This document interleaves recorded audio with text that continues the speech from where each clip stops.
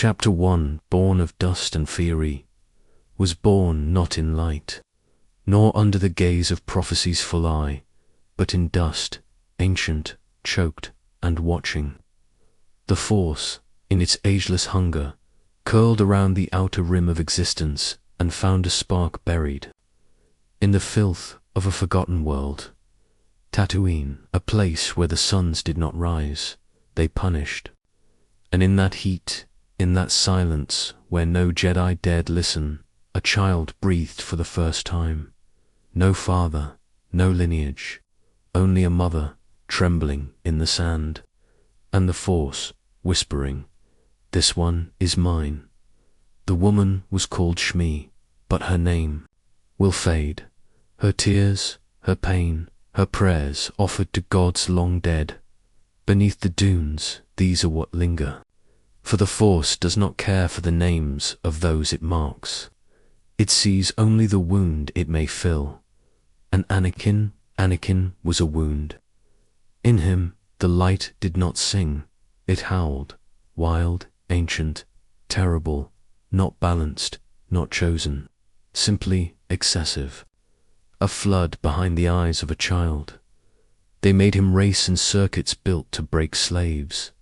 Metal tore the air, engines screamed. Children bled beneath boiling suns, but the boy never broke. He moved like the sand did, yielding yet immovable. Time began to bend around him, gently, as if the future feared to touch what he might become. And always beside him, his mother, dimming, waiting, knowing. Then came the Jedi. Their ship fell from the sky, cracked and hissing, pursued by shadows of the Sith. A name once thought dead. Qui-Gon Jinn, ancient in spirit, but young in defiance, stepped onto that cursed soil and saw something in the boy's gaze. Not light, not darkness, but weight. The gravity of a storm not yet formed. The Force screamed in Qui-Gon's veins. He masked it behind a quiet breath. The Jedi called it midi-chlorians, as if naming the sea calms the tide. They counted the boys. Blood-like priests, dissecting a god, and found the numbers did not obey. More than Yoda, more than any, not possible, not safe. And so they whispered the word they had long buried in myth, chosen, one. The one who would bring balance to the Force. But what is balance to the Force? Peace or silence? Qui-Gon believed. As always, he stood alone. The council, wise and slow, refused.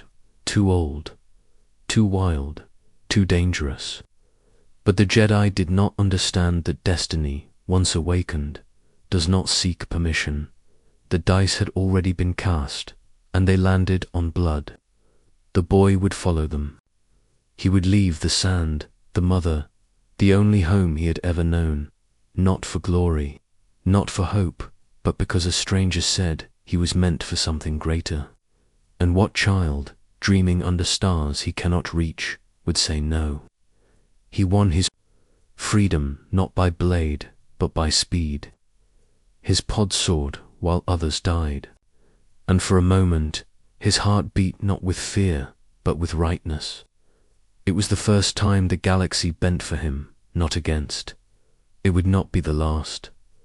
Darth Maul followed, a shadow from the edge of memory, horned, red, forgotten by time, but sent by something colder than the Sith of old.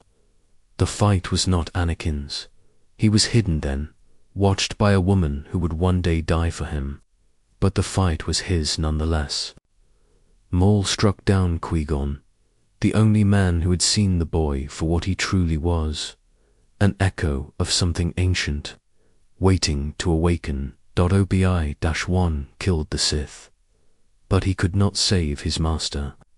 As Qui-Gon fell, dying in blood and prophecy, his final breath was not a lament, but a command. Train him, not a plea, a decree. As if through death he passed a curse.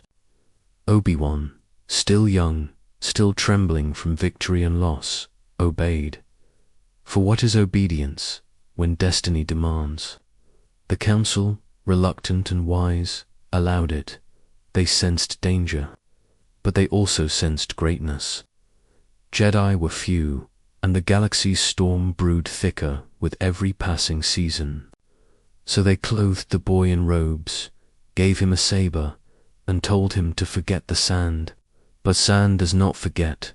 He dreamed of his mother, her voice soft in the dark, her pain, her fear. The desert called to him even as he sat in temples of marble. And stars, his classmates, feared him. Not for cruelty, not yet, but for silence. He learned fast, too fast, like memory awakening. He asked too much, felt too much. Where others meditated, he burned. Where others let go, he clung.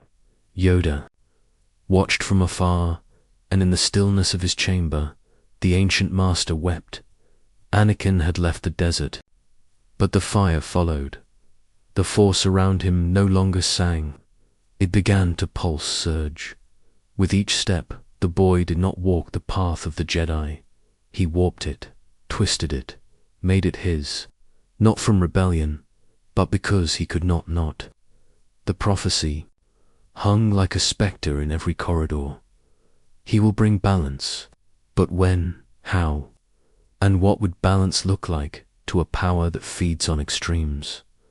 There were whispers already. The Chosen One, the Skywalker, the twin sun flame. Jedi passed him, in silence, some in awe, some in fear. But none truly knew him. For how can you know what even the Force cannot define? He was not born for peace. He was not forged in stillness.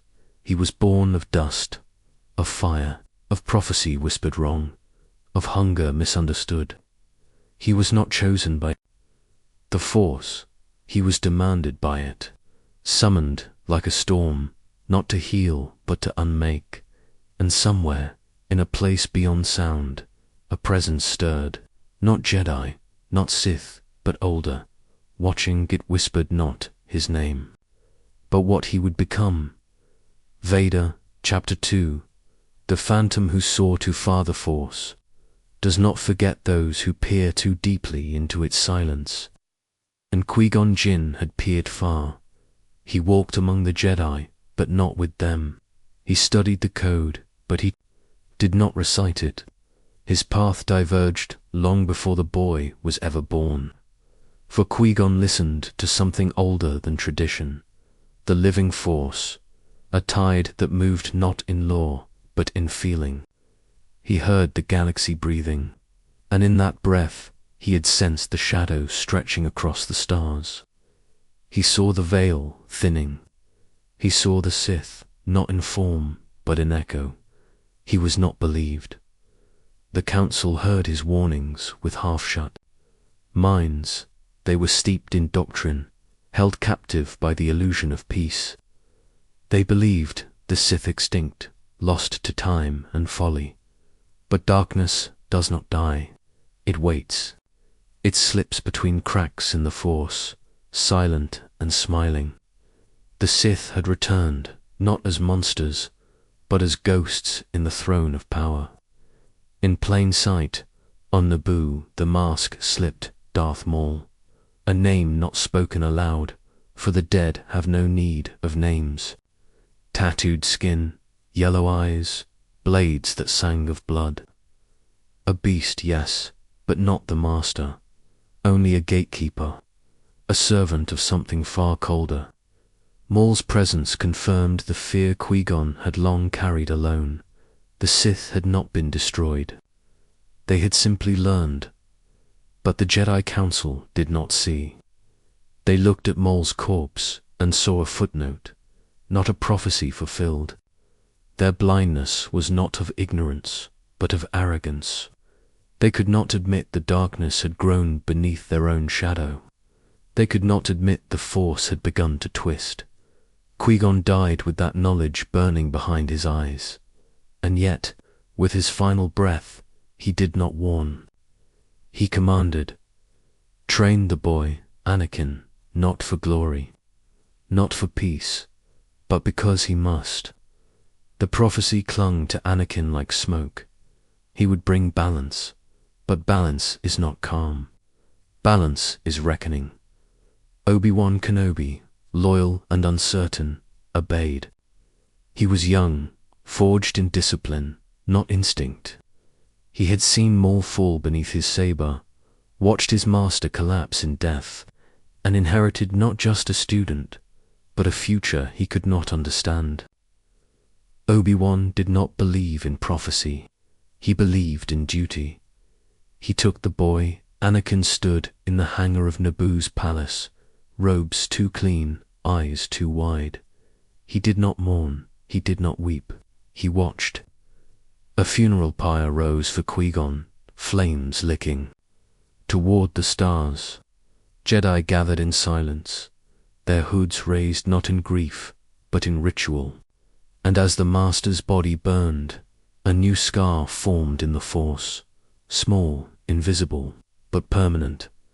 Palpatine stood nearby, the Chancellor of the Republic, draped in civility, cloaked in smiles, his voice gentle, his hand resting on Anakin's shoulder like a father, like a mentor, like something worse. He, too, saw the boy for what he was, not a hero, not a savior, but a weapon. Palpatine was no Jedi. Palpatine was no mere politician. He was Sidious, Darth Sidious, last of the ancient Sith, heir to Darth Bane's forgotten rule of two, hidden. For decades behind the masks of power, he had infected the Republic like a cancer. He was rot beneath gold, darkness beneath law. And now, the weapon he had dreamed of had come to him not through war, not through deception, but through Jedi mercy. He smiled as the flames consumed Qui-Gon's body. The last obstacle removed, the Council, in their gilded tower, debated. The future, Yoda, old as myth, whispered warnings to wind that no one heard. Mace Windu, warrior and judge, stared at Anakin with narrowed gaze. There was fear, there was doubt, but fear cannot undo what prophecy has already chosen. So the Jedi bowed to inevitability. Anakin was brought into the temple, his presence like thunder beneath marble. The boy passed the trials, not with ease, but with will. His mastery was not patient, it was consuming. The temple began to shift around him. Masters quarreled in silence. The Force grew restless, and above it all the Phantom moved.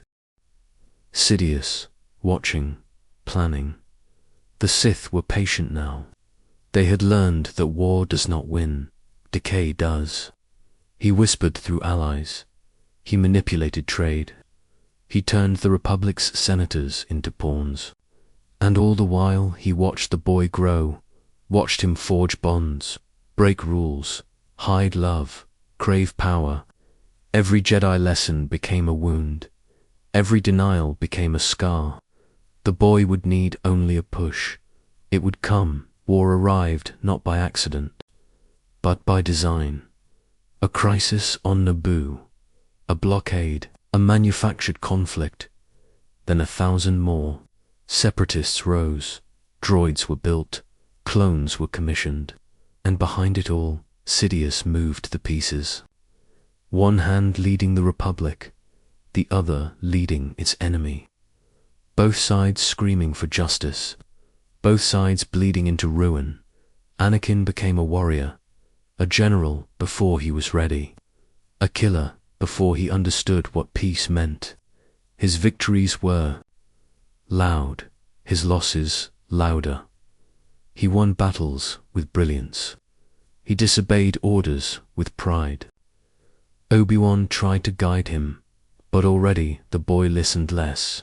His dreams returned, of his mother, of death, of loss, and still the Phantom smiled in secret. Sidious drew closer.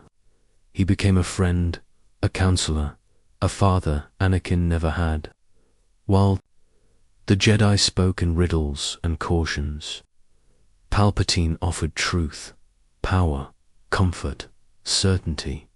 Anakin, the chosen one, began to believe not in prophecy, but in the man who had always believed in him, and the Jedi never saw it. The Force does not punish ignorance, it consumes it. The boy was falling, not fast, not loud, not yet, but falling, and the Phantom saw too far. Chapter 3: The Temple of Unseen. Sto Amest, the Jedi Temple stood high above the clouds, its towers rising like obsidian fingers scraping the breath of the stars. To the galaxy, it was sanctuary. To the faithful, it was sacred.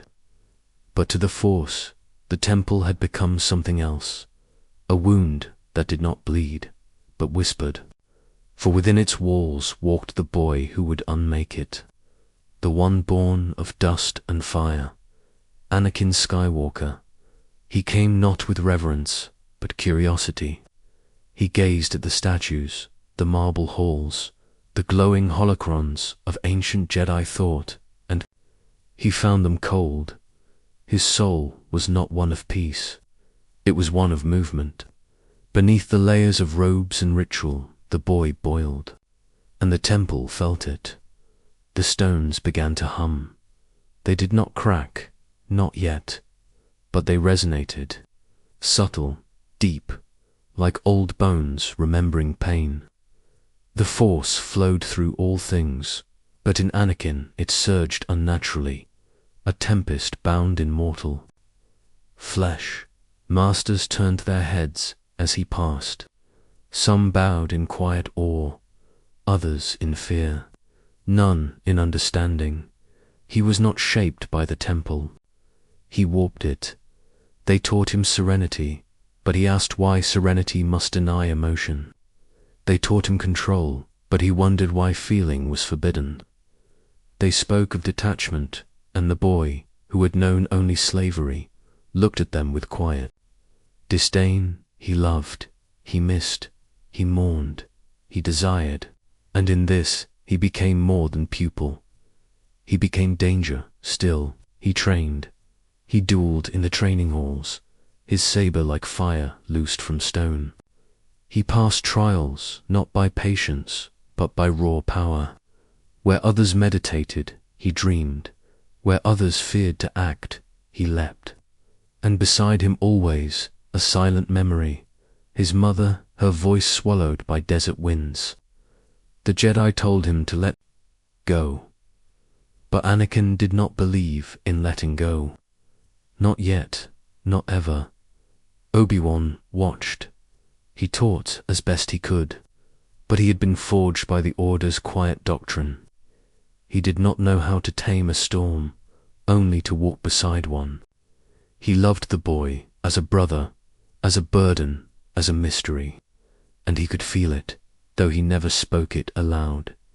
He was already losing him. Yoda meditated in silence. Mace Windu walked the corridors with narrowed eyes. They felt it, the imbalance, the vibration in the air, the static charge of destiny bending too sharply around a single soul. And still they clung to prophecy. They whispered, "He is the chosen one," as if the Force would listen. But the Force had no ears. It only fed, and deep below the temple, beneath the meditation chambers and sacred libraries, the ancient holocrons stirred. Echoes of Jedi long dead awakened. Some wept, some screamed. One whispered in a voice older than the Republic, "It has come again." Still, the Jedi denied the storm. Anakin's connection to the Force was too great, too complete. They saw it as a gift. But gifts, in the wrong hands, become plagues. Visions began to haunt him. In sleep, he saw fire. In waking, he heard voices. The future unraveled before his eyes. Pobbed buying, Obi-Wan burning, stars falling from the sky. He saw it all. But the temple taught him silence. The temple told him dreams pass in time. They were wrong. The dark side began to stir. Not in him, not yet, but around him. The Clone Wars brewed like storm clouds on the edge of vision. Republic systems fell into chaos. Separatists whispered rebellion. Armies were summoned, and in the shadows of it all, Sidious watched. The Phantom had not spoken yet, but he waited. He dripped into the cracks of Anakin's soul like water through. Fractured stone, Padma, returned to the boy's life. Senator, Queen, Flame, the one face in the galaxy that made the storm still. Their love reignited not as a passion, but as a necessity. She was warmth. She was escape. But love was forbidden by Jedi law. And so it became a secret, and secrets are the bedrock of ruin. They married in silence. No witness, no blessing. Only stars above and betrayal below. Anakin did not feel guilt. He felt relief. But in the Force, a shift occurred, small like the wind dying before a hurricane. And from that moment forward, his future became shadowed. He began to fear not for himself, but for her. Visions intensified. He saw her dying in childbirth. He heard her screaming. He felt her heartbeat fading beneath his hands. And the temple, with all its wisdom, offered him only silence. They taught him to let go. But they did not teach him how. So he began to question everything. He questioned the Jedi, their war, their politics, their pride. He began to see them not as protectors, but as prisoners of tradition. His faith cracked, and into that crack a voice began to drip. A soft voice, familiar, gentle. Palpatine, the Chancellor, friend of the Jedi, savior of the Republic, always near, always watching. He began to offer advice. Counsel hints at powers the Jedi did not understand. He spoke of the Sith, not as monsters, but as those who had been denied truth. He spoke of Plagueis, a name lost to the archives, a master who had once learned to stop death. And Anakin listened, not in full, not in loyalty, but in need. The boy who had been slave, who had been student, now became something else, a seeker, not of peace, not of knowledge, but of control. The Jedi taught him how to protect the galaxy. Palpatine taught him how to protect what he loved, and in the temple the storms gathered. The council grew blind. The Force became unstable. A fracture opened beneath the galaxy, not wide enough to see, not loud enough to hear, but felt in the blood of all who walked the marble corridors. The Chosen One was not bringing balance. He was unraveling it. The temple stood tall. Its towers gleamed. Its archives whispered their ancient secrets. But its foundation had already cracked, not from attack, not from invasion, but from within, and somewhere far below, in a place even the Force dared not look, an ancient echo stirred, something long buried, something Sith. It whispered only once, not yet, but soon. Chapter 4. The Flesh Beneath the Arrow BS. The Jedi wore their robes like armor, soft, flowing, sacred, but they hid what could not be banished, the flesh beneath. And Anakin Skywalker, Chosen One, storm-born child of prophecy, could no longer deny the heat in his blood. He was flesh before he was Jedi, and the Force, eternal and formless, began to ache within him, not for peace, but possession. He moved through the galaxy now, not as apprentice, but as warrior. The Clone Wars had consumed the stars, and the Republic's shining banners now flew alongside storm and ruin.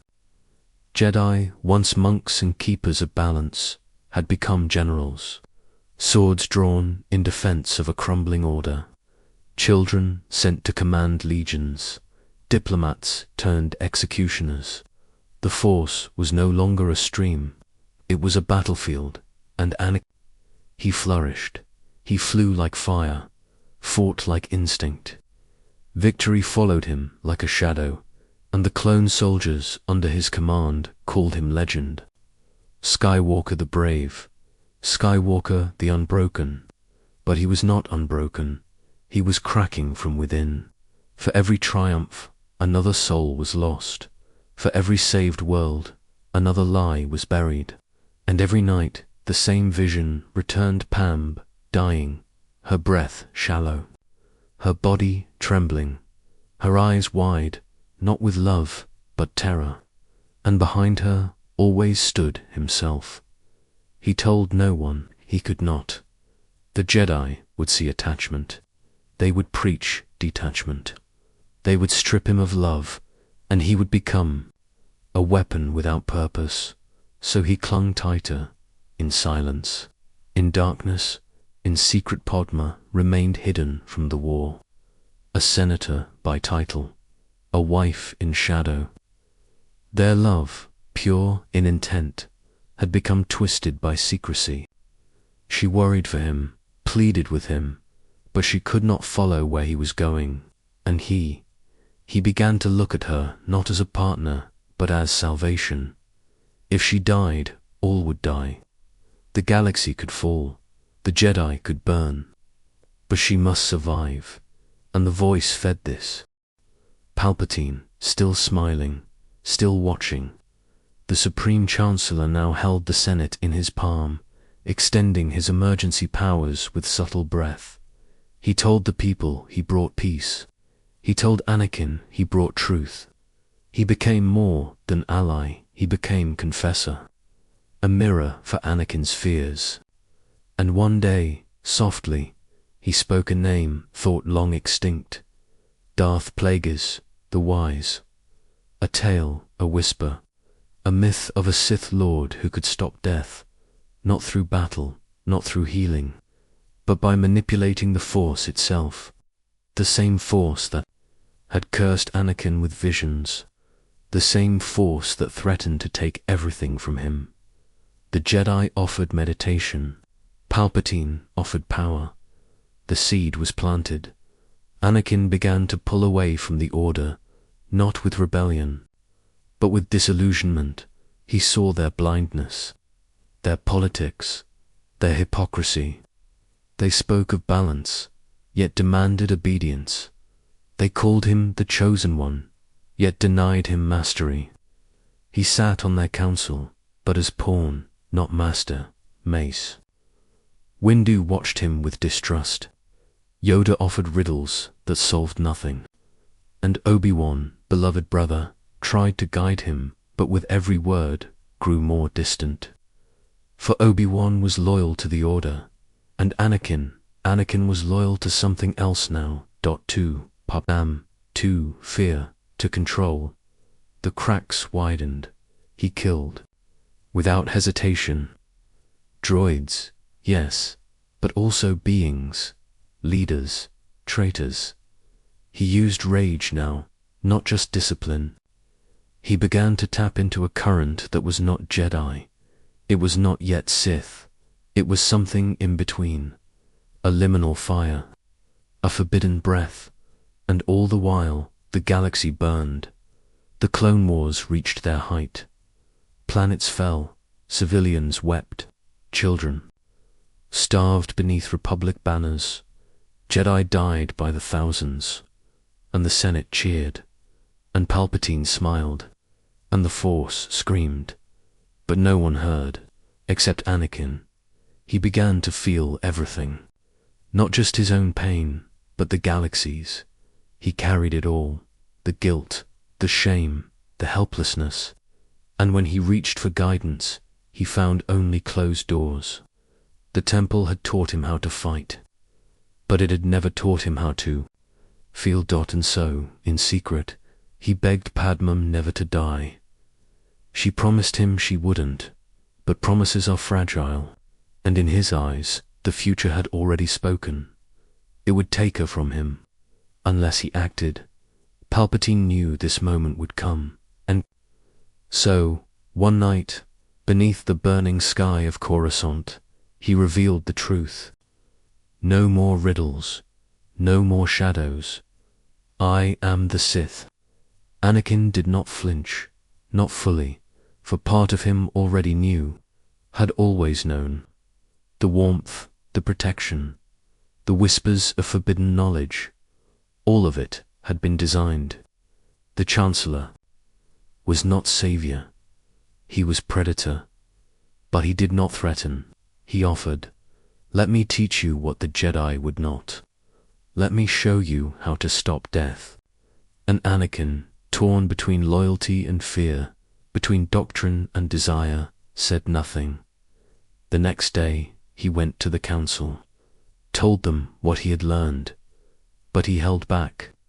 He did not reveal all. He could not. The Sith could save her. The Jedi would not. They tasked him to spy, to betray the man he had trusted, and so Anakin stood alone, the Force crashing around him, and saw the great lie laid bare. The Jedi were no longer guardians. They were hypocrites.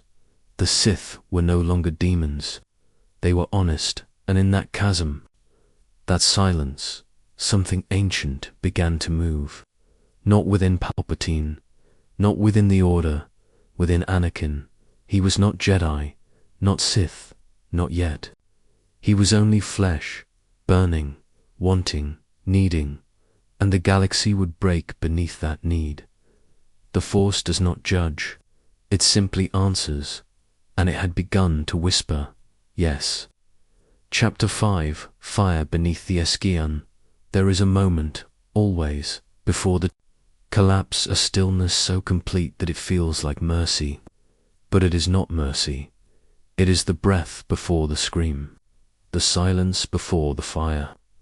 And in that silence, Anakin Skywalker burned. He did not scream, not yet. But the fire had begun, and it would not stop until all that he was had been reduced to ash.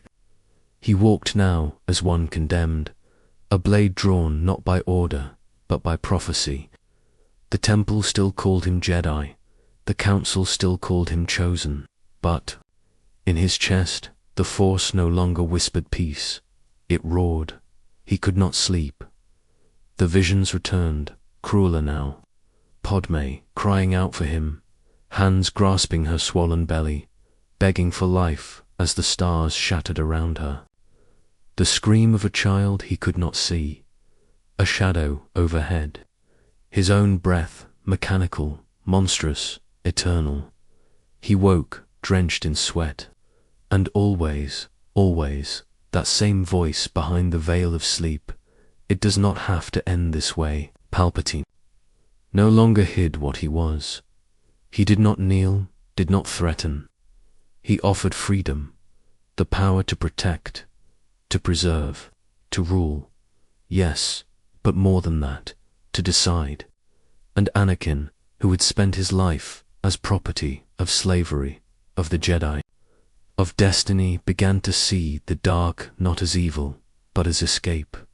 The war reached its crescendo. Grievous was hunted.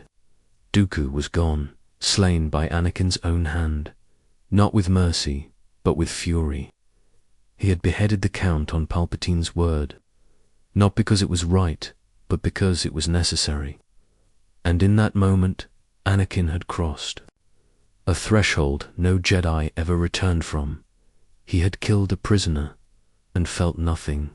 The Council sensed it, Mace Windu especially.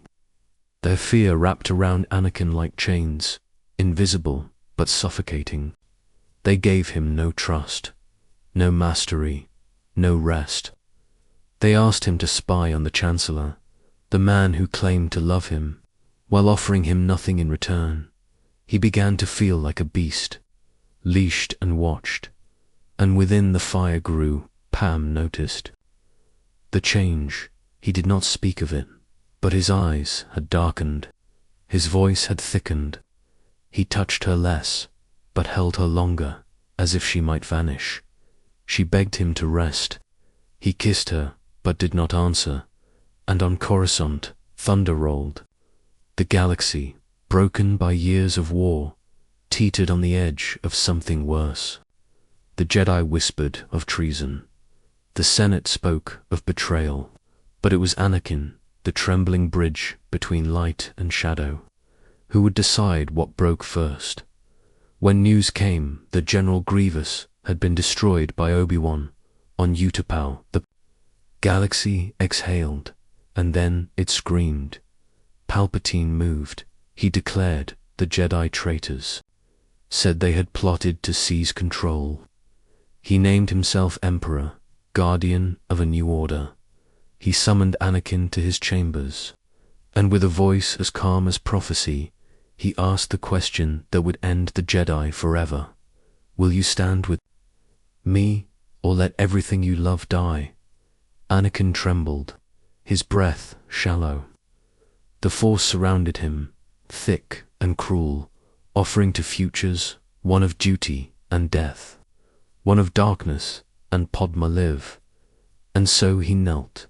He did not speak his new name, he did not yet know it. But in that chamber, Skywalker died, and something ancient, something twisted and holy and full of fear, stood in his place. Palpatine smiled. The orders were given. Across the galaxy, clone troopers turned on their Jedi commanders.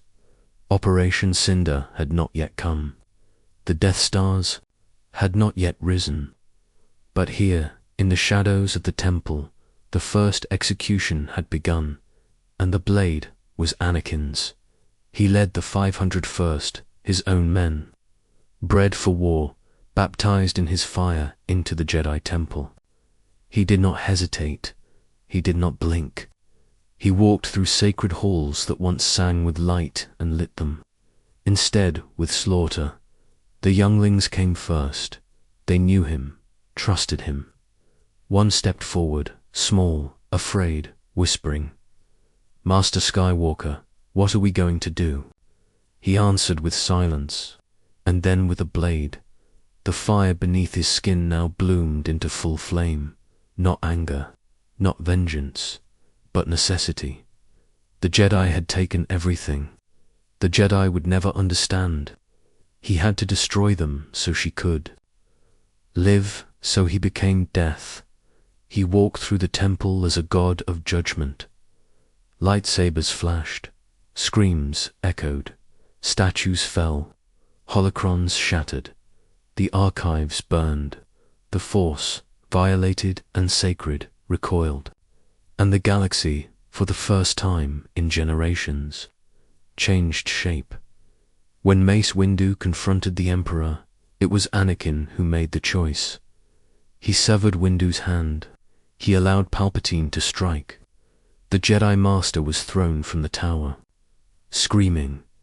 The storm outside swallowed him, and Palpatine turned to Anakin, eyes yellow with triumph, and said, "Now you are one of us, not Jedi, not yet Sith, but something worse, something chosen."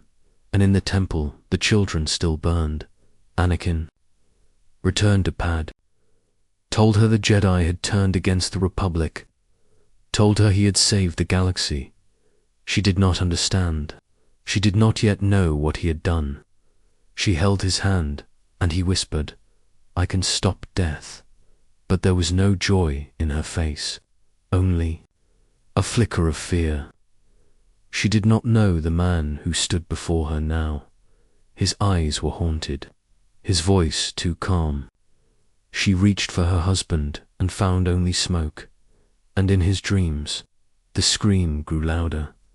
The fire would not stop, and the Force, watching in silence, mourned. For Anakin Skywalker was gone, and something monstrous now wore his face. Chapter 6. The Fall of the Temple Essuend. The Jedi Temple did not fall with thunder, nor with glory. It fell in silence, thick and absolute, like the closing of a tomb.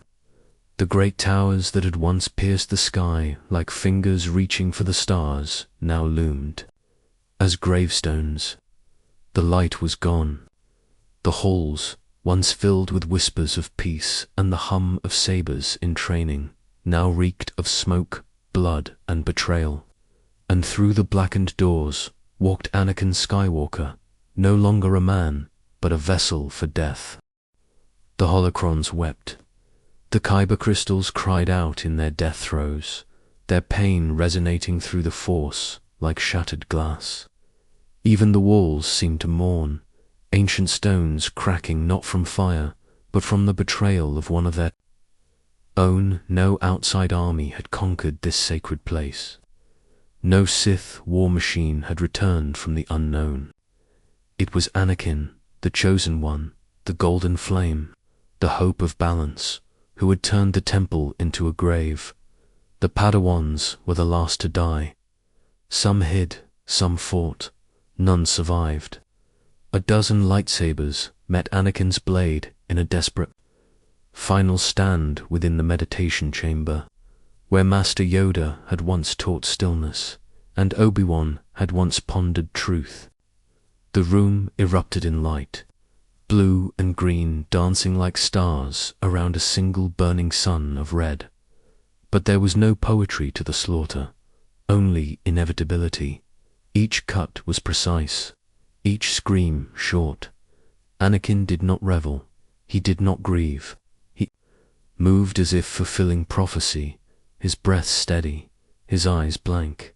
He was the blade, he was the flame. The Force wrapped around him like a funeral shroud, suffocating and cruel. And when the last of the young ones fell, he turned his gaze to the statues above, the giants of old, carved in the likeness of ancient masters. Their faces were unmoved, their hands still outstretched. And Anakin, standing among the dead, whispered to them through clenched teeth, "You betrayed me first." Outside, Coruscant shimmered under a cloak of confusion. The people had not yet heard. The war had ended. The Republic had won. But the price was not yet clear. Only the Jedi knew what had happened, and one by one they were being silenced. Far across the stars, Master Yoda felt the fracture. In the swamps of Kashyyyk, he doubled over, hand to his chest. The Force screamed through him, the cries of slain children, the extinguishing of 1,000 lights, the sharp final breath of innocence dying. His eyes closed, tears streamed down a face carved by centuries. He said nothing, only bowed his head. Obi-1 on Utapau felt it too. He had struck down General Grievous. The war, he thought, was over. But as the clones turned their weapons upon him, as Order 66 echoed through the battlefield, he understood what had been done. He fled into darkness. He did not yet know that it was Anakin who had lit the match. The archives were the last to burn. Anakin strode through them slowly. Here knowledge had been preserved for millennia, holocrons, ancient scrolls, transcriptions, of Force rituals both light and dark. Secrets the Sith had once sought to destroy. Now Anakin destroyed them himself. He lifted his blade and severed the shelves, set fire to the walls. 1,000 years of learning gone in minutes, and still. He did not blink. At the center of it all stood the great Kyber heart, a radiant crystal that pulsed with the light of generations. It had guided seekers, healed the wounded, chosen those worthy of sabers. Now Anakin raised his weapon and shattered it. The sound was not a crack, but a scream, high and pure, echoing across the temple like a final hymn. And with it, the last true light of the Jedi was extinguished. Palpatine watched from his throne, high above the skyline. The war was over. The Jedi were gone. And the boy, the one he had cultivated, broken, shaped like molten ore, had done exactly as he was meant to. "Rise, Lord Vader," he whispered into the night. Though no one stood before him, the name had been given, the transformation complete. But the galaxy would not see the mask for many days yet. For now, Anakin remained barefaced, a man who had killed everything that once made him human, yet still walked with Padma's name on his lips. The next day, the message was sent, a broadcast from the ruins of the temple. Palpatine's voice, clear and righteous, proclaimed the Jedi traitors. He declared the Republic reborn, not as a democracy, but as an empire, an enduring peace forged from the ashes of disobedience, and across the stars there was applause. Not from all, not from many, but enough. The war had ended, the Jedi had fallen, and the people, weary and afraid, did not ask how. Bail Organa came to the temple gates, his speeder halted by clone troopers in armor stained with fire. He was denied entry, but from behind the smoke he saw the small, limp body of a youngling crumpled on the steps, saber still clutched in her hand. He said nothing. He turned away, but the image would never leave him.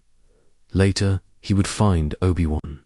He would learn the truth, and together they would become the first flicker of what would one day be called rebellion, but not yet within the Senate. Padma Amidala watched the birth of empire with tears in her eyes. She could not understand. Anakin had said the Jedi were traitors, that they had attacked the Chancellor. That peace had been restored. But in her heart, she knew something was wrong. The fire in his eyes, the coldness in his voice. She placed a trembling hand on her stomach.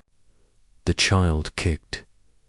2 children, she would later learn, and above the galaxy, the Force shifted. Balance had not been restored. It had been broken, not by the Sith, but by the one who was meant to save it. The sun had set on the temple, and in the night a darker star began to rise. Chapter 7, The Birth of the Mask, the Heart of Mustafar. The fire planet raged like a wound in the skin of the galaxy. Rivers of molten rock flowed through shattered rock beds, the air trembling with heat, the sky forever painted in hues of blood and ash. It was here, on a world forged in pain, that the last light of Anakin Skywalker would be tested, and the mask of Vader would be born. He had come alone, sent by Sidious, his new master, to end the last echoes of the separatist threat. But the droids were not the true targets. The war was already over. The purpose of this slaughter was ritual, a final sacrifice, one last shedding of identity. Anakin, still wearing the name of the Chosen One, ignited his blade and cut through the leaders of the Confederacy one by one. There were no screams, no pleas, just silence, punctuated by the hum of the lightsaber and the hissing breath of rage. He killed them all. Countless systems had fallen because of these men. Their greed, their lies, their manipulation. But Anakin's blade did not strike in the name of justice. It struck in the name of power. The dark side now flowed through him fully, and in its presence there was no room for doubt, only burning clarity. When the deed was done, he stood alone in the council chamber, watching the lava churn below. His eyes, now tinged with yellow, reflected the inferno, and still he waited. For her Padma she came, as he knew she would, guided by fear, by hope. By love, her ship descended through the ash clouds, shining like a silver ghost against the blackened sky. Anakin turned to meet her, and for a moment, only a moment, he felt something break. Her voice called out to him, soft and trembling, filled with questions. She ran to him, tears in her eyes, hands on his face. Anakin... What have you done? He did not answer. Not at first. Then came the justifications, the promises, the pleading. He told her of the lies he had uncovered, of how the Jedi had tried to take power for themselves, of how Sidious had shown him the truth, and then, more than anything, he spoke of her, how he had done this for them, for her safety, for the child, to end war, to bring peace, through control, through power. She recoiled. This was not the man she loved. This was not the dreamer from Naboo. This was someone else, a being forged from fear and desperation. He begged her to join him, to rule the galaxy together, to make things right, and when she wept instead, he saw betrayal. Obi-Wan stepped from the shadows. He had stowed away on Padme's ship. He had come not for vengeance, but for truth. But the moment he appeared, Anakin's fury ignited. He looked at Padmé not as wife, not as love, but as conspirator. His hand rose. The Force choked her before he even realized what he had done. And in that instant, whatever humanity remained, cracked. She collapsed, the fire within her dimmed. And Obi-Wan, voice shaking, stepped forward to meet the monster his brother had become. The duel began with silence. It ended with screams. Their blades clashed like thunder. Red and blue lit the sky as the world itself seemed to fall apart around them. They fought across bridges, through foundries, over rivers of flame. Neither held back, neither spoke. The force around them roared like a storm, not in balance, but in fury, not in harmony, but in chaos. Master against student, brother against brother. It was not a battle, it was a breaking, and in the end, it was Anakin who fell. Obi-Wan, high upon the blackened slope, raised his weapon in sorrow. "It's over, Anakin," he said. "I have the high ground." But Anakin, blinded by arrogance, by rage, by prophecy unfulfilled, leapt. And Obi-Wan struck. The blade severed limb from limb. Anakin crashed upon the burning sands, screaming in agony as the fire of Mustafar crept toward his flesh. His body writhed, consumed. His eyes met Obi-Wan's one last time, not with anger, but with something far worse. Hatred. Obi-Wan could not watch. He turned, tears on his face. He took Anakin's lightsaber and left him to the fire. As he vanished into the smoke, Anakin screamed, "I hate you," and the flames answered he should have died. But death did not come. Sidious did, the Sith Lord. Arrived in a black shuttle, flanked by guards, drawn by the scent of ruin. He found Anakin still breathing barely, a thing of ash and agony, flesh charred, eyes burned, but still alive. The Force would not let him go. There was still purpose.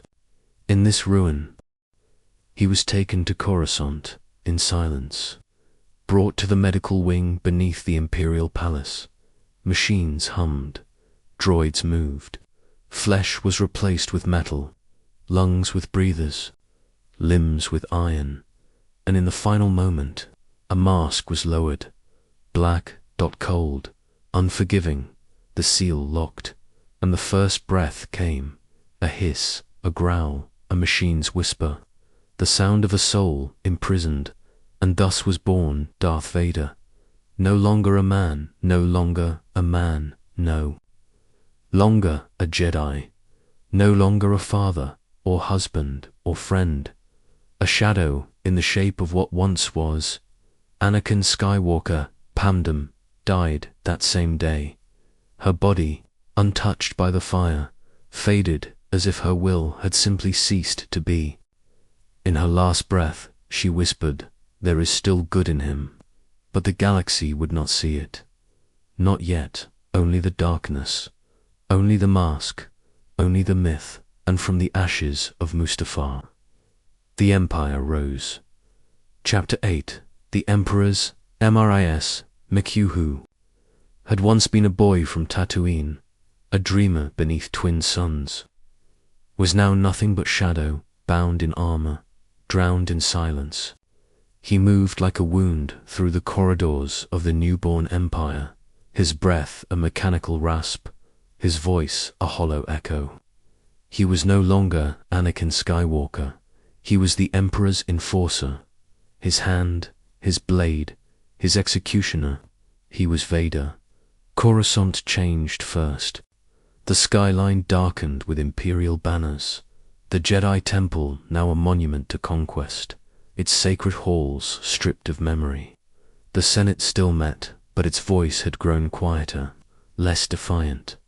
Fear silenced what law could not. Palpatine ruled as Emperor, but it was Vader who haunted the dreams of dissidents. The mere sound of his breath scattered rebels like leaves. His armor glinted like obsidian. His presence suffocated.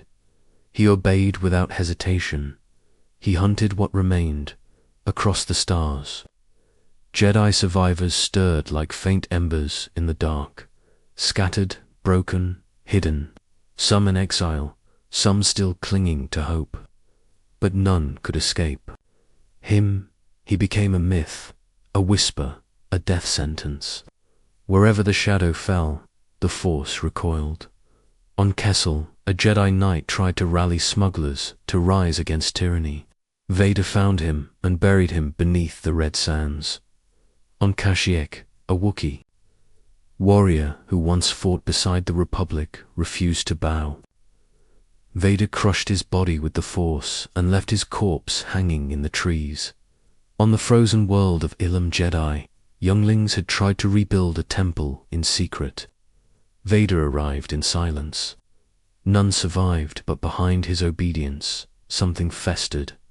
Memories, they came in dreams he did not choose. Echoes of laughter, visions of blue eyes, sand beneath his feet. Hands on his shoulder, his mother's warmth, his master's voice, his wife's smile. And each time he woke within the black prison of the mask. There was no dawn in that armor, only unending night. The Emperor felt this weakness, and so he gave him purpose. A fortress built, not as a home, but a wound made solid, a monument to pain Mustafar, the world that had ended him. Sidious decreed it would be his sanctuary. And so Vader returned, his ship descending through familiar smoke. Through skies he once bled beneath, he did not flinch. He walked the scorched ground where his body had burned. He stood where Palpatine had died. He looked upon the place where Obi-Wan had left him, broken and alone. And there, on the bones of his own ruin, he raised a citadel. The fortress rose like a scream from the surface, jagged, obsidian, and unnatural. Its design came not from architects, but from dark rituals, Sith schematics, ancient alchemy. It bent the Force around it, made the air heavy with dread. It was a place of torment, not refuge, but it belonged to him. He filled it with silence. He meditated in its depths, immersed in pain. He communed with the dark side, seeking what Sidious had promised but never taught, the power to pierce the veil of death. He wanted Padam, not memory, not vision, her, but the Force gave him only ghosts, twisted reflections, shadows that taunted more than comforted, and still he obeyed. More Jedi fell, more systems knelt. His saber stayed crimson, his path never veering, but the galaxy had not yet fallen fully. Resistance grew like weeds in shadow. The people remembered the Republic. Whispers of rebellion passed between smugglers, senators, farmers, and slaves. A flicker of hope remained, and it terrified the Emperor. Sidious commanded Vader to extinguish it, not with blasters, but with terror, to become the very face of despair. And so he did. On Ryloth, he collapsed an entire city with a thought. On Garrel, he used the Force to hurl starships from the sky. On Mon Cala, he drowned dissenters beneath the sea, but it was not enough. The light would not die. Then came the Inquisitors, once Jedi, now twisted by the dark side, trained to hunt their own. The Grand Inquisitor, the seventh sister, the fifth brother, each one loyal, but none as feared as Vader. They answered. To him, he trained them not with patience, but fury. He broke their wills, sharpened their pain. He did not teach them to survive. He taught them to kill. And still the dreams came, not just of Padmam now, but of Obi-Wan, the man who left him, burning. The brother who did not save him. The name haunted Vader, made his silence colder. When rumors arose of a Jedi hiding in the Outer Rim, an old warrior guarding a child, something stirred. He wanted confirmation. He wanted revenge.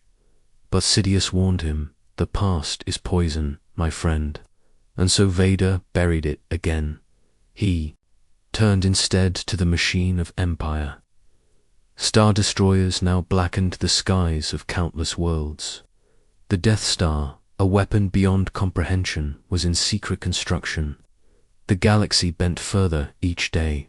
And yet, within Vader, the question remained. What was he now?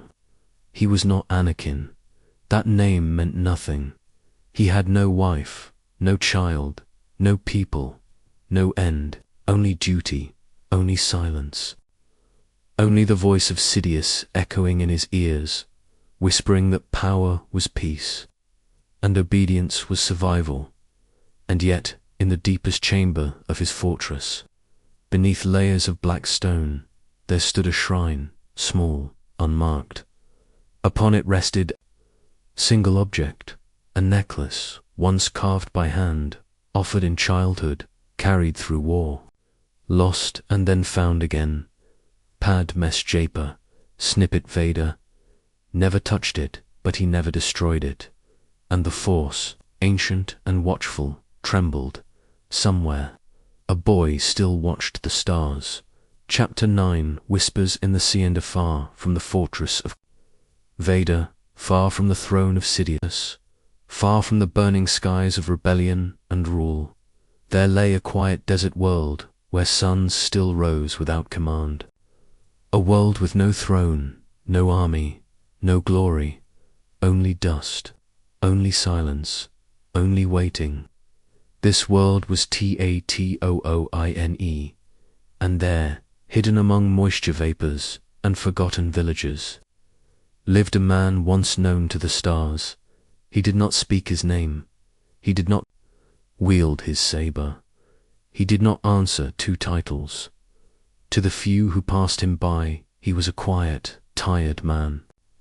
A hermit, a scavenger, a nobody. They called him Ben, but the wind remembered him. The suns remembered. The sand, which does not forget, still held the scent of the Jedi. He was Obi-Wan Kenobi, and though he had once stood among temples and wars, now he stood only in shadows. He watched the boy. That was his only duty now. The boy, Luke Skywalker, son of the fallen, blood of the chosen. He ran through the dunes with laughter, climbed vaporators with eager hands, looked to the horizon as if it whispered secrets only he could hear. He was curious, restless, bright. The Force swirled around him. Still young, still UNSHAPED.OBI-1. Watched from afar, he never approached. He could not, to protect the child. He had to remain a ghost. Each day he wandered the edge of Lars' homestead, feeling the currents of the Force tremble around the boy. Each night he meditated beneath the twin moons, trying to hear the voice that had been promised to him long ago, the voice of Qui-Gon Jinn, long dead, long silent, but the Force remained quiet, as if ashamed, as if grieving. He remembered. Too much. He remembered Anakin's smile, then his scream. He remembered Padma's last breath, her whispered plea, "There is good in him." He remembered the flames of Mustafar, the stench of betrayal, the echo of broken prophecy. He remembered Yoda's orders to go into exile, to learn from death, to wait, and so he waited.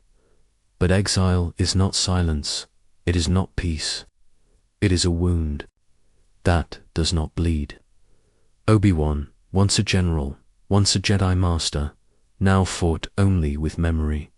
His robes were frayed, his saber hidden, his voice quiet. He bartered for food. He slept in caves. He spoke only to himself, and yet danger circled him like vultures. Tatooine was not untouched by the Empire. Stormtroopers passed through Mos Eisley. Imperial agents stalked the trade lanes. And darker still, whispers of hunters who moved between shadows, inquisitors, Sith-trained, assassins who could smell the Force on a world like this. And so, even in hiding, Obi-Wan had to watch carefully. He could not be seen. He could not be followed. He could not fail again. But the Force, in its ancient rhythm, does not sleep forever. It stirs, it whispers, and one night, beneath the stars, something changed. He felt it, not in his mind, in his blood. A pulse, distant but undeniable. A surge of presence, like a door slamming open in the void. Across the galaxy, Vader had awoken. Not merely as enforcer, not merely as servant, but as hunger, a darkness expanding, a wound deepening. Obi-Wan gasped. For 10 years, he had avoided his name, buried the past, but now the past burned again in his bones. The Force no longer allowed. Stillness, it called, it warned, it shook him, and then came the hunters. They arrived on Tatooine, not with legions, but with silence. The Grand Inquisitor, the Third Sister.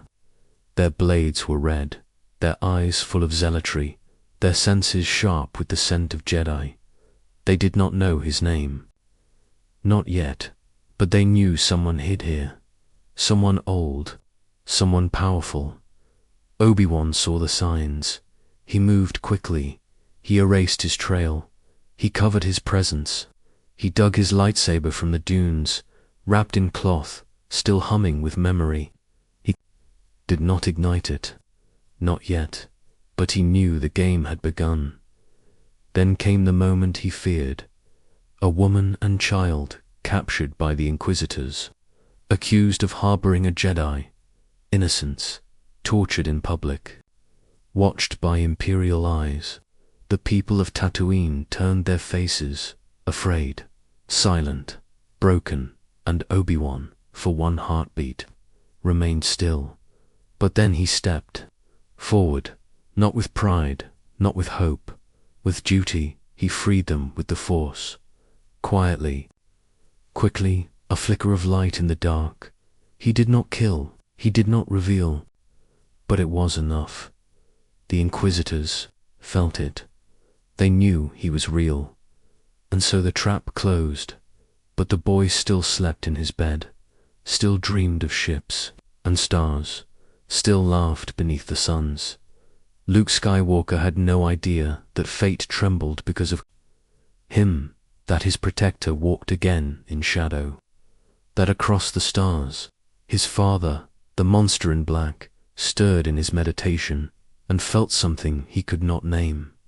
A tremor, a familiarity, a crack in the silence. Sidious felt it too, and his voice was like poison in Vader's mind. Your past still haunts you, Lord Vader. Let it die. But Vader did not answer. He rose from his throne. he turned toward the stars, toward Tatooine, toward the wound, and far beneath the sand. In the caves of exile, Obi-Wan Kenobi whispered to the Force, not in hope, but in fear, he's coming. Chapter 10. The last of the Jedi, the cave walls breathed, not with air, but with memory. And in their silence, Obi-Wan Kenobi sat once more, not as master, not as general, not even as exile, but as something less and more. The last of the Jedi, the Galacene no longer spoke his name. The Republic was dust. The Order was ash. The stars were ruled by fire. But in this forgotten corner of the galaxy, in the jagged places between night and survival, the last spark of the ancient flame still flickered. He meditted, not for peace, not for power, but to remember who he had been and why he could not return to it. The Force was still here, faint but watching. It flowed around him in strands like old thread, frayed and cold. No longer vibrant, no longer loud, just a whisper. He opened himself to it as best he could, scarred, tired, failing, quake. He breathed again. Where are you? No voice answered, only the wind, rustling the sands. But he could not stop now. The Inquisitors had smelled him. They had not seen his face, had not touched his saber, but they knew. They had felt the tremor in the Force when he acted. Even now, he could sense them scouring the outer settlements, asking questions in Mos Eisley, interrogating traders, hunting shadows. One of them, the third sister, burned with obsession, as if she knew there was something greater beneath the sand. Obi-Wan stayed hidden, changed his routes, moved at night, but his presence was no longer buried. The storm had begun, and through it all he watched the boy, Luke, still young, still fragile, but the Force pulsed through him like a heartbeat in the stars. It frightened Obi-Wan, not because the boy was dangerous, but because the galaxy was, and Vader was still out there, breathing, waiting, listening. Kenobi could feel him now, faint, but present, like a predator sniffing across the void. Vader's mind was cold steel and fire, forged in betrayal. He was not Anakin, not anymore, but something in him ached. Obi-Wan felt it like a tooth in his heart. The connection had not died, it had only changed. He dared not ignite his saber. Not yet, but he wore it again. On his belt, wrapped in linen, he was no longer just a ghost. He was a sentinel, the guardian of the last hope. But he was not ready. He knew it. He had grown slow, disconnected, doubtful. Even the Force trembled when it touched him. So he trained at night. In silence, beneath the stars, he practiced his forms, Seresu, the way of defense, not for show, not for battle, for endurance. To shield, to survive. His muscles ached, his strikes wavered, but his resolve held. He could not afford to break. Not again. And then, one dusk, the silence shattered. A courier droid arrived, beaten, half dead, but still functional, from a Lderan. It carried a message. Help us, Obi-Wan Kenobi. My daughter is missing. She was taken by agents of the Empire. I believe they seek to lure you out. I would not ask if I had any other choice. Bail or God. Leia, the other child, the sister. Obi-Wan's heart faltered. He had sworn never to leave Tatooine, never to risk drawing Vader's gaze to Luke. But this was not coincidence. This was the trap. The Inquisitors had baited him with purpose, and Bail knew it. He sent the message, not just as a father, but as a friend. as one of the last voices who still believed in the Jedi. Obi-Wan looked toward the homestead. He saw the boy in the distance, climbing a vaporator under the twin suns. Laughing, he turned away. He could not ignore this call. The Jedi way, though shattered, still echoed through his bones. He boarded a smuggler's ship under an alias left in the night. No farewells, no promises, just quiet resolve and a hood pulled low, his saber at his side. The desert wind biting at his robes. The galaxy greeted him not with applause, but with fire. The Inquisitors closed in quickly. On Daiyu he found the scent of the girl, Leia, sharp-minded and wild-spirited. Already stubborn, already a spark. She was not afraid, only angry. Her captors did not understand what they held. She escaped twice before he even reached her. When he finally did, she stared at him not like a hero, but like a stranger. "You're old," she said. He smiled, though it cracked him. "Yes, I am." She asked no questions about Jedi. She only demanded escape. And so they ran through cities, alleys, UNDERWORLDS, and always behind them, red blades. The third sister, she was relentless, drawn by a fury beyond orders. Obi-Wan saw it in her eyes. She hated him. Not for who he was now, but for what he represented, for the order, for the legacy, for the failure. She spoke his name to the shadows, tried to break him, tried to reveal what he had done, and then she said the words that froze his soul. "Anakin Skywalker is alive." The galaxy collapsed in that moment, not because of surprise, but because he had never truly believed Anakin could have survived. Mustafar, burned, broken, dying. He had left him for dead. And now she said the name like a curse, like a wound. Ripped open, Obi-Wan staggered, not from fear, from guilt. He reached for the Force, and it fled from him.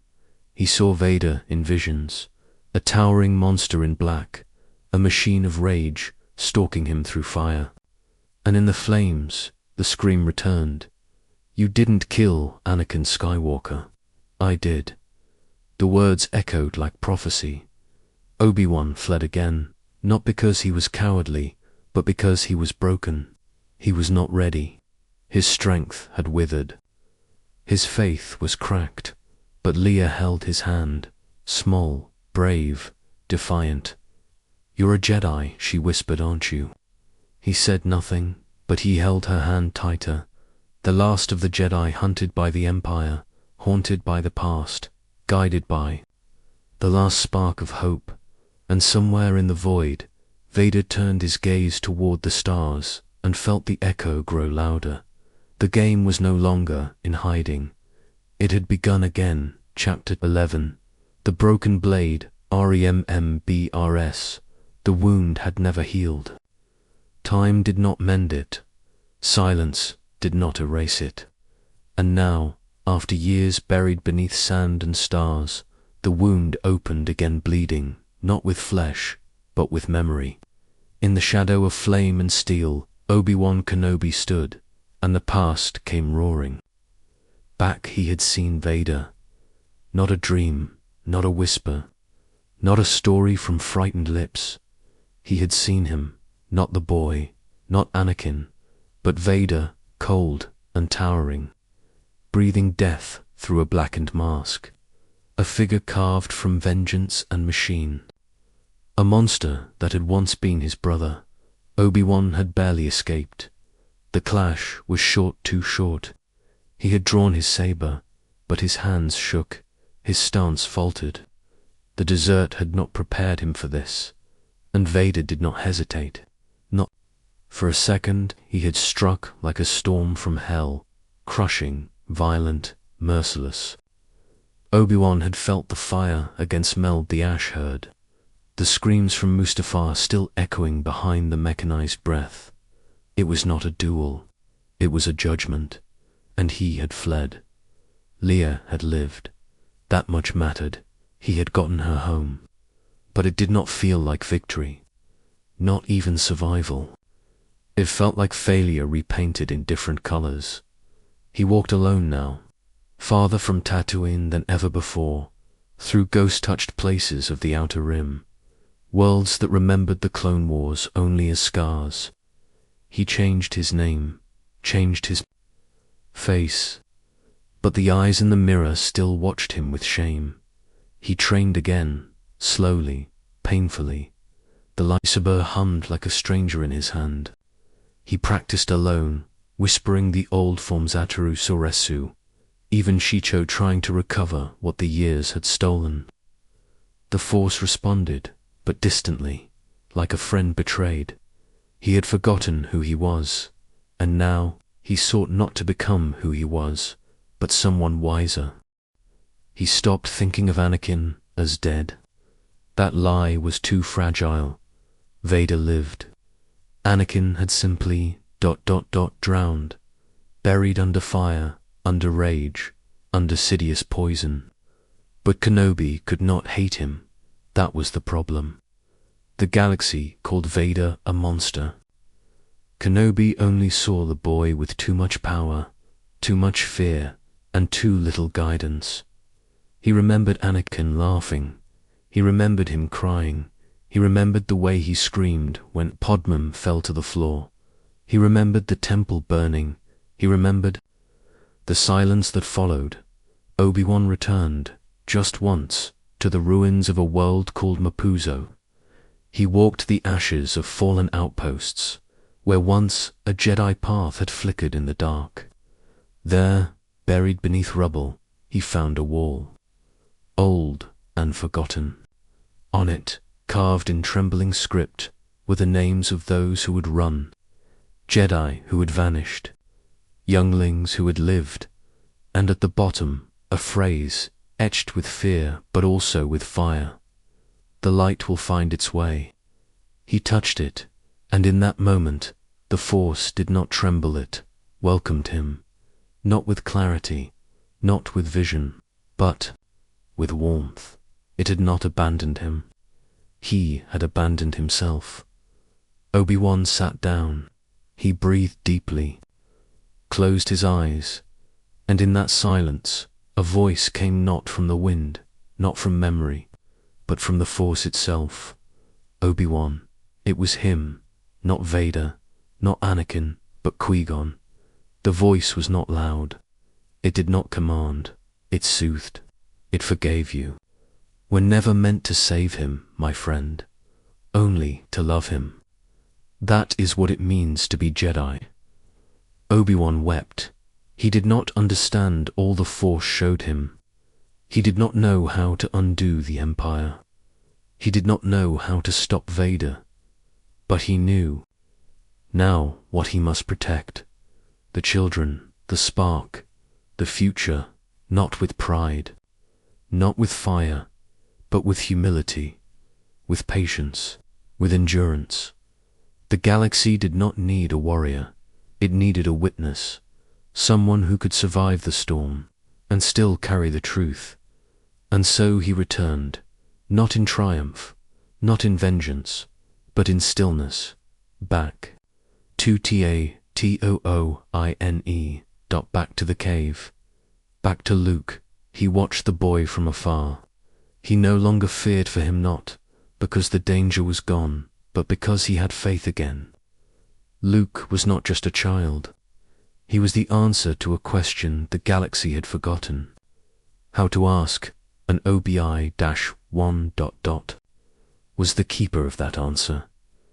One night, as the stars turned slowly overhead, Obi-Wan stood outside the cave.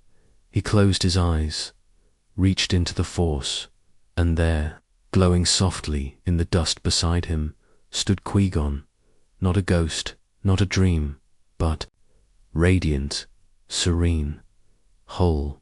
Hello there, the spirit said, and Obi-Wan smiled. The past had not died.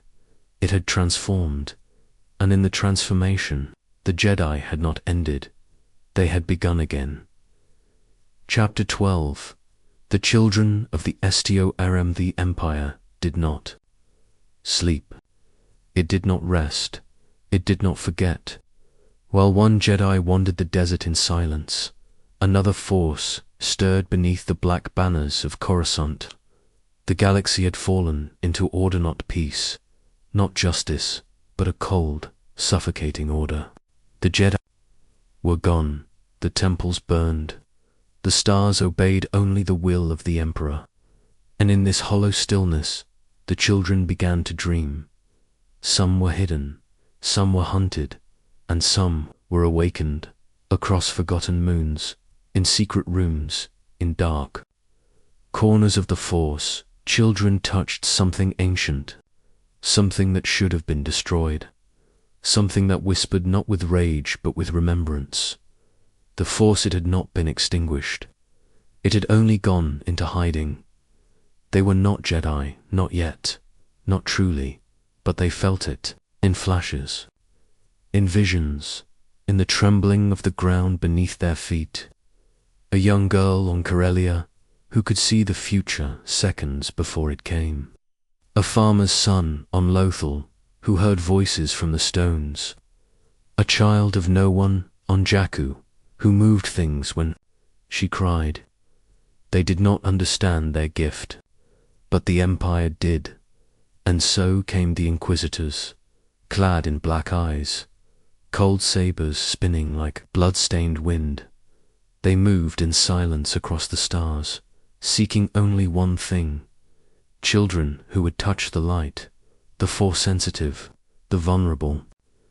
The future they hunted without mercy, they took without question. Some were turned, others were broken, and most were never seen again. But not all were lost. In a remote sector on the edge of the Outer Rim, a woman named Tala smuggled younglings through buried hyperspace lanes once used by Jedi Knights. A secret path, a whisper in the dark.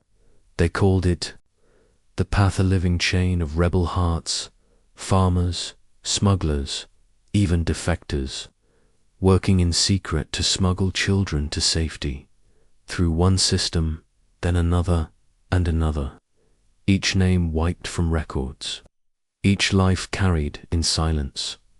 Among them was a boy, no more than 10. He did not speak, he did not smile, but he reached out, in the middle of the night, and made the stars outside the ship's window move, not with machines, not with navigation, with will, with wonder. The path did not question. They simply protected. The Inquisitors knew. They burned villages. They raided stations. They tore through databanks and interrogated mothers and pilots alike. And still the path endured, not because it was strong, but because it was hidden. And it was in hiding that the Jedi were reborn, not through temples or lightsabers, but through hope. Obi-1 had heard of the path. During his flight from Vader, he had used it once, but now he began to see it as something more than a route. It was a resistance of faith, a rebellion of memory, a sanctuary not of stone, but of sacrifice. He contacted them again through whispers, through coded symbols scrawled in the dust, through names only Jedi would recognize. And they answered. "We remember," one voice said. "We wait," said another. But one voice asked what no other dared. "Will you teach them?" Obi-Wan did not answer. Not then. He did not believe he was worthy. He had failed before, but he remembered what Qui-Gon had said. You were never meant to save him, only to love him. And what of these children? What if they did not need saving? What if they only needed someone to believe in them? He began to reach out, slowly, quietly, to guide, to protect, to watch, not as a warrior, but as a witness. And word spread among the hidden places of the galaxy that not all Jedi were dead, that the fire still lived in the embers, and so they came, one by one. A girl who could heal wounds by singing, a boy who had never spoken, but whose mind moved objects like leaves in wind, a child who had built a lightsaber with no instruction, only instinct. They did not call him master, they called him Kenobi, and though he did not teach them openly, he showed them how to listen, to the sand, to the stars, to the Force, and in that listening, something began to awaken. The galaxy was still gripped by darkness, Vader still reigned, Sidious still watched, the Empire still crushed the breath from 1,000 worlds. But somewhere between fire and silence a new generation listened, and remembered, and waited. The children of the storm were not born to end the Empire. They were born to outlast it in one dream. A child saw twin suns rising above a ruined temple in another. A boy drew a symbol in the dirt, the Jedi crest, incomplete but glowing, and in the quiet of his cave, Obi-Wan smiled. He no longer feared the dark, because now he knew it was not eternal, and the storm, no matter how violent, would pass, because the children had already begun to walk beneath it, and they were not alone. Chapter 1-3. The voice behind the MSK.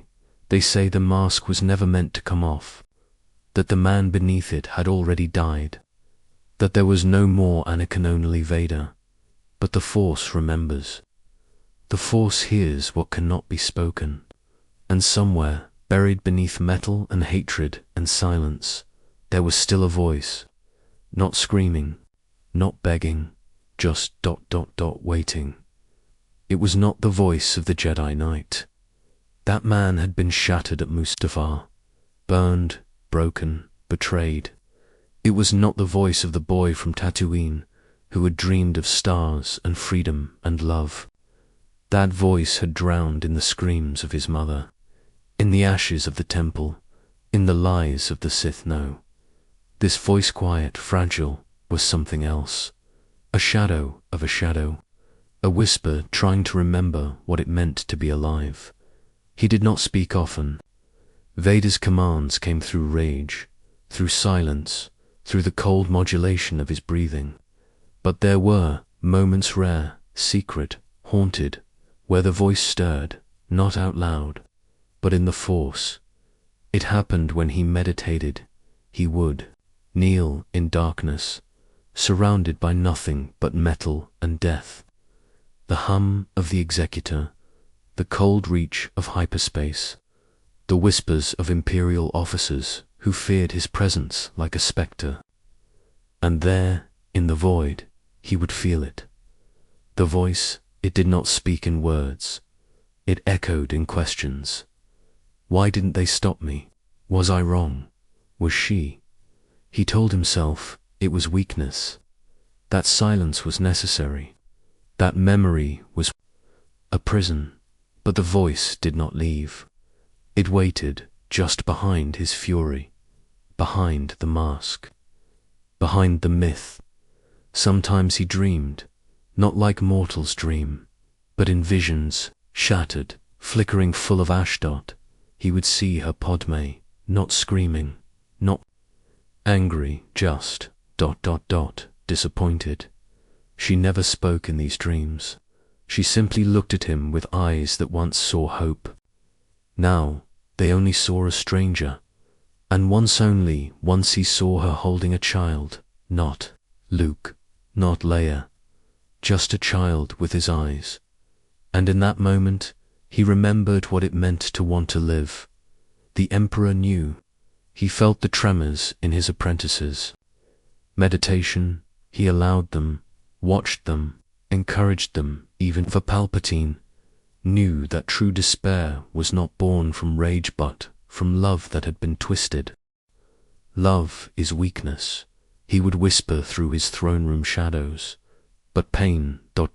pain is power. And so Vader embraced pain. He hunted rebels across the stars, He wiped out Jedi survivors. He tore through minds and shattered wills and stood, silent over fields of the dead. But still, the voice remained. Not loud, just ... there. And when he first heard the name Luke Skywalker, the voice screamed. It was a whisper no longer.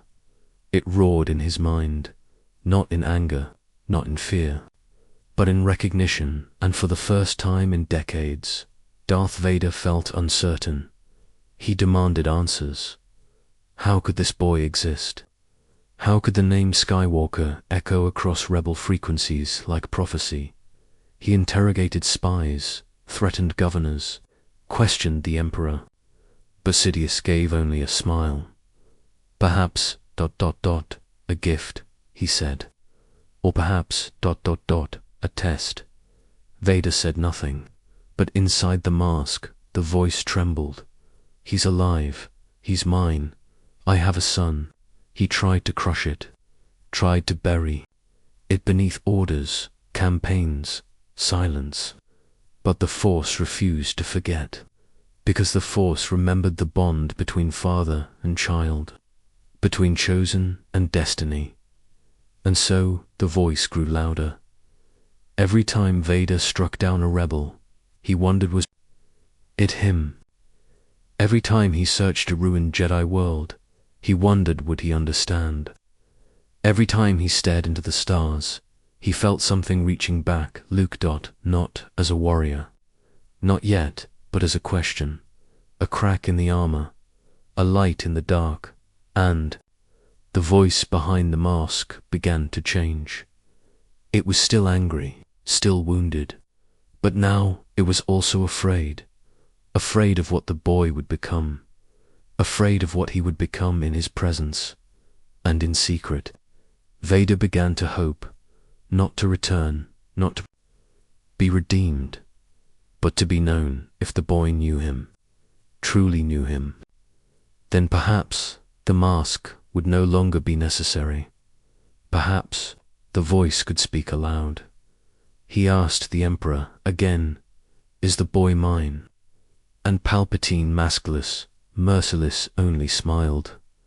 "The child is powerful," he said, "but you must kill him." The voice shattered. Vader bowed, but he did not obey. He would find the boy himself, not to destroy, but to understand. And so, beneath the metal, beneath the scars, beneath the endless hiss of mechanized breath, the voice stirred once more. Not Anakin, not Vader, something in between, something waiting and far away. On a forest moon, a boy held a lightsaber for the first time. He did not know why it felt so familiar, but the Force did. It whispered, across time, across war, across blood, he is coming. Chapter 14, Shadows upon Eon Dua. In the quiet of the forest moon, where ancient trees whispered like old spirits and moonlight danced through tangled branches, the galaxy held its breath. The Death Star loomed above and finished, yet deadly, below. Among the sacred green, the final battle began to take shape. Not just between fleets and armies, but between father and son, between past and future, between shadow and light. The rebels gathered with hope clenched tightly in their chests. They believed the forest would protect them, that the enemy did not know, that the element of surprise was theirs. But they were wrong. The trap had already been laid. The Empire was watching, always watching, and in the shadows of Endor, a greater trap stirred, one that had been woven not from tactics, but from prophecy. Luke Skywalker felt it in his bones. He could not sleep, not in this place, not with what waited above, not with what waited within.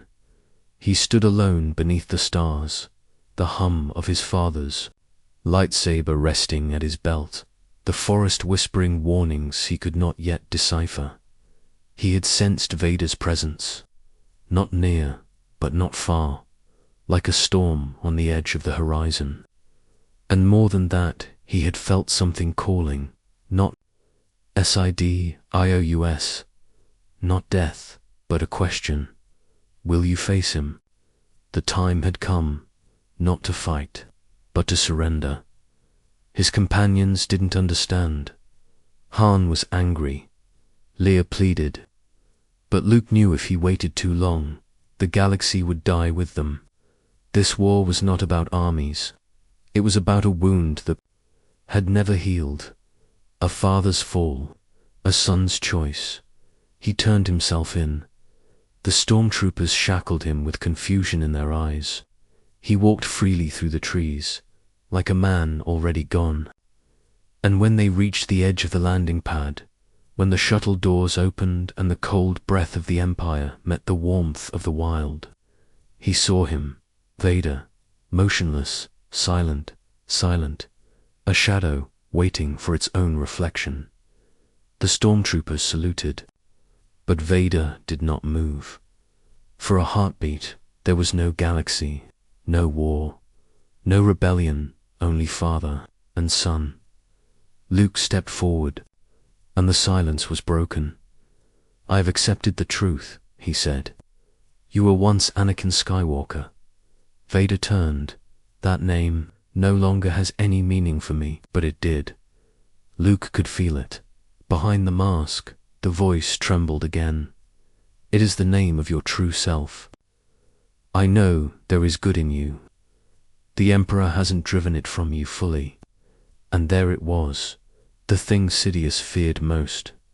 "Hope?" Vader did not reply. He turned away, commanding the guards. The boy was taken. The shuttle ascended. But something had changed. He walked beside his son in silence, across the cold decks of the Death Star, and the voice within whispered again, not in fear but in pain. "He sees me. He knows. He still believes." The Emperor welcomed them with the arrogance of a god. His throne room was a monument to cruelty high above the moon, draped in black, wrapped in lightning. He greeted Luke like a serpent greeting the last warm bird. "Your faith in your friends is yours," he hissed, "but your faith in your father ... is misplaced." Luke stood firm, and Vader stood still. But inside, the storm was rising. Sidious taunted them both. He showed Luke the fleet, the trap, the shield, the dying hope, and then, slowly, methodically, he turned them against each other. He placed the saber in Luke's hand, invited rage, begged for fear. "You want this," he whispered to Vader, "don't you?" And Luke, pushed to the edge, struck. The duel was not like the others. It was not elegant. It was not graceful. It was personal. Two shadows clashing in silence, blades screaming across the throne room floor. Father and son, hate and hope, history, repeating itself in real time. Vader pressed forward, his strikes filled with desperation, confusion, something unspoken. Luke answered with sorrow and fury, trying not to fall, fearing that he already had. And then Vader spoke, "If you will not turn to the dark side, then perhaps she will." "Leia," Luke roared. The darkness surged. He struck again and again until Vader fell, his saber gone, his hand severed. Sparks rained from wires, and Luke stood above him, breathing hard, blade trembling, his father broken. Before him, the same way Anakin once stood over Dooku, the same moment, the same temptation. Sidious laughed. "Good, ... go, D ... But Luke saw the truth. He looked at his own hand, mechanical, scarred, a mirror of the monster below, and the voice inside him, his own voice, spoke. "I am a Jedi like my father before me." And in that moment, the trap broke, smile vanished, lightning erupted, pain followed. The Emperor rose from his throne like a demon unleashed. Blue fire poured from his fingers, tearing through Luke's body. He screamed, fell, twitched, pleaded. The dark side laughed, and Vader watched. He looked at the boy, then at the master, then at his hands, burnt once on Mustafar, now stained by years of silence, and the voice within him, the one he had buried for so long, screamed, no. He lifted the Emperor, and Sidious, in all his power, did not believe it until it was too late. Vader threw him into the abyss. The scream echoed across eternity, and the dark side recoiled. The galaxy shifted, but the price was heavy. The lightning had torn through armor and flesh. Anakin Skywalker fell to the floor, dying but free. Luke pulled him from the edge. He dragged him to safety as fire bloomed in the distance. The Death Star crumbled around them. The war above reached its climax. But down here, in these final moments, there was only one thing that mattered. He took off the mask, and for the first time in decades, Anakin Skywalker saw the world with his own eyes. He smiled. "You were right," he said. "You were right. About me." The voice was soft, real, human, and then it was gone. But not lost, because through his son, the voice would live again. Chapter 15. The fires of Arian-Edibuel, the sky above Endor, wept fire and ash. The Death Star fortress of fear, cradle of Sith prophecy, throne of endless night, was undone. Shattered not by rebellion alone, but by love, by a father's final breath, by a son's refusal to fall. From the wreckage of a doomed empire, the Force itself seemed to exhale, a moment long foretold, wrapped in silence and cinder. Luke Skywalker stood on the landing platform, his father's armor heavy in his arms. The shuttle's ramp lowered behind him. The forest moon was quiet now, but not still. Life was beginning again. And yet within Luke, a silence lingered, one deeper than death. For though the war had ended, the wound remained. He carried his father's body through the trees, not as a warrior returning from battle, but as a pilgrim bearing the remains of a forgotten god. Anakin Skywalker, once a child of prophecy, had returned not in glory, but in ruin. And Luke knew there could be no burial among the rebels, no monument of stone or metal, only fire, only the sacred flames that once danced across the temples of the Jedi. He laid the broken shell upon a pyre of timber and vines. The night wind whispered, the stars bore witness, and with trembling hands Luke ignited the flame. Orange light bloomed into the canopy, licking the night with tongues of memory. Shadows moved across his face. For a moment he saw his father's face, not the mask, not the machine, but the man, Anakin, smiling, young, free. Then it was gone. The fire consumed it all, and in that fire the past was sealed, not forgotten, not forgiven, but understood. Elsewhere, the stars thundered with celebration. The Empire, though vast and still dangerous, had lost its heart.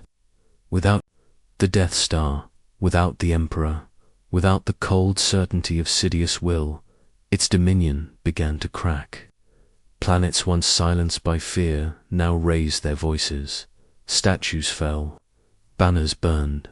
In the skies above Endor, rebel pilots danced. In triumph, laughter returned to a galaxy that had forgotten what it sounded like. But deeper still beneath the surface of victory something ancient stirred, because fire does not only destroy, it purifies. Leia stood by the flames, her face unreadable. She felt the shift in the Force, though she did not speak it. She had seen the war, the death, the lies of emperors. But now she saw her brother not as a soldier, not as a symbol, but as something else. A bridge between what was and what must come. They did not speak of Vader, not yet. The wound was too fresh, the name too heavy, but in Leah's eyes, a seed had been planted. She, too, had the blood of Skywalker. She, too, would feel its weight above. Them, the spirits gathered, not visible to most, but Luke saw them. Obi-1 Yoda and Anakin. Not in shadow, not in pain, but whole. The light around them shimmered like memory, timeless and gentle. And in that moment, the Force whispered something. Sacred, the prophecy had not been broken, merely misunderstood. The Chosen One had brought balance. But balance does not mean peace. It means beginning again, elsewhere. In the cold corners of space, remnants of the old order fled. Moffs, warlords, inquisitors scattered to the shadows like spiders before the flame. They did not yet know it, but the voice that had once bound them, the mind of Sidious, the hunger of the Sith, had been severed. The dark side recoiled, stunned by the loss of its avatar, but it was not gone, because darkness never dies. It only waits on Jakku, on Exegol, in secret places long erased from charts. Something else stirred, a contingency, a shadow of a shadow. The Empire had fallen, but its ghosts would not rest. The Sith were undone, but not extinct. Palpatine had known, he had planned, he had always planned, and even as his body disintegrated above Endor, far away, dark science whispered to life. But, for now, just now, there was peace. The Ewoks beat their drums in rhythms older than the Republic itself. Fires lit the treetops. Droids danced. Chewbacca roared with joy. Han kissed Leia beneath the night sky. And for the first time in years, the children of the galaxy looked upward without fear.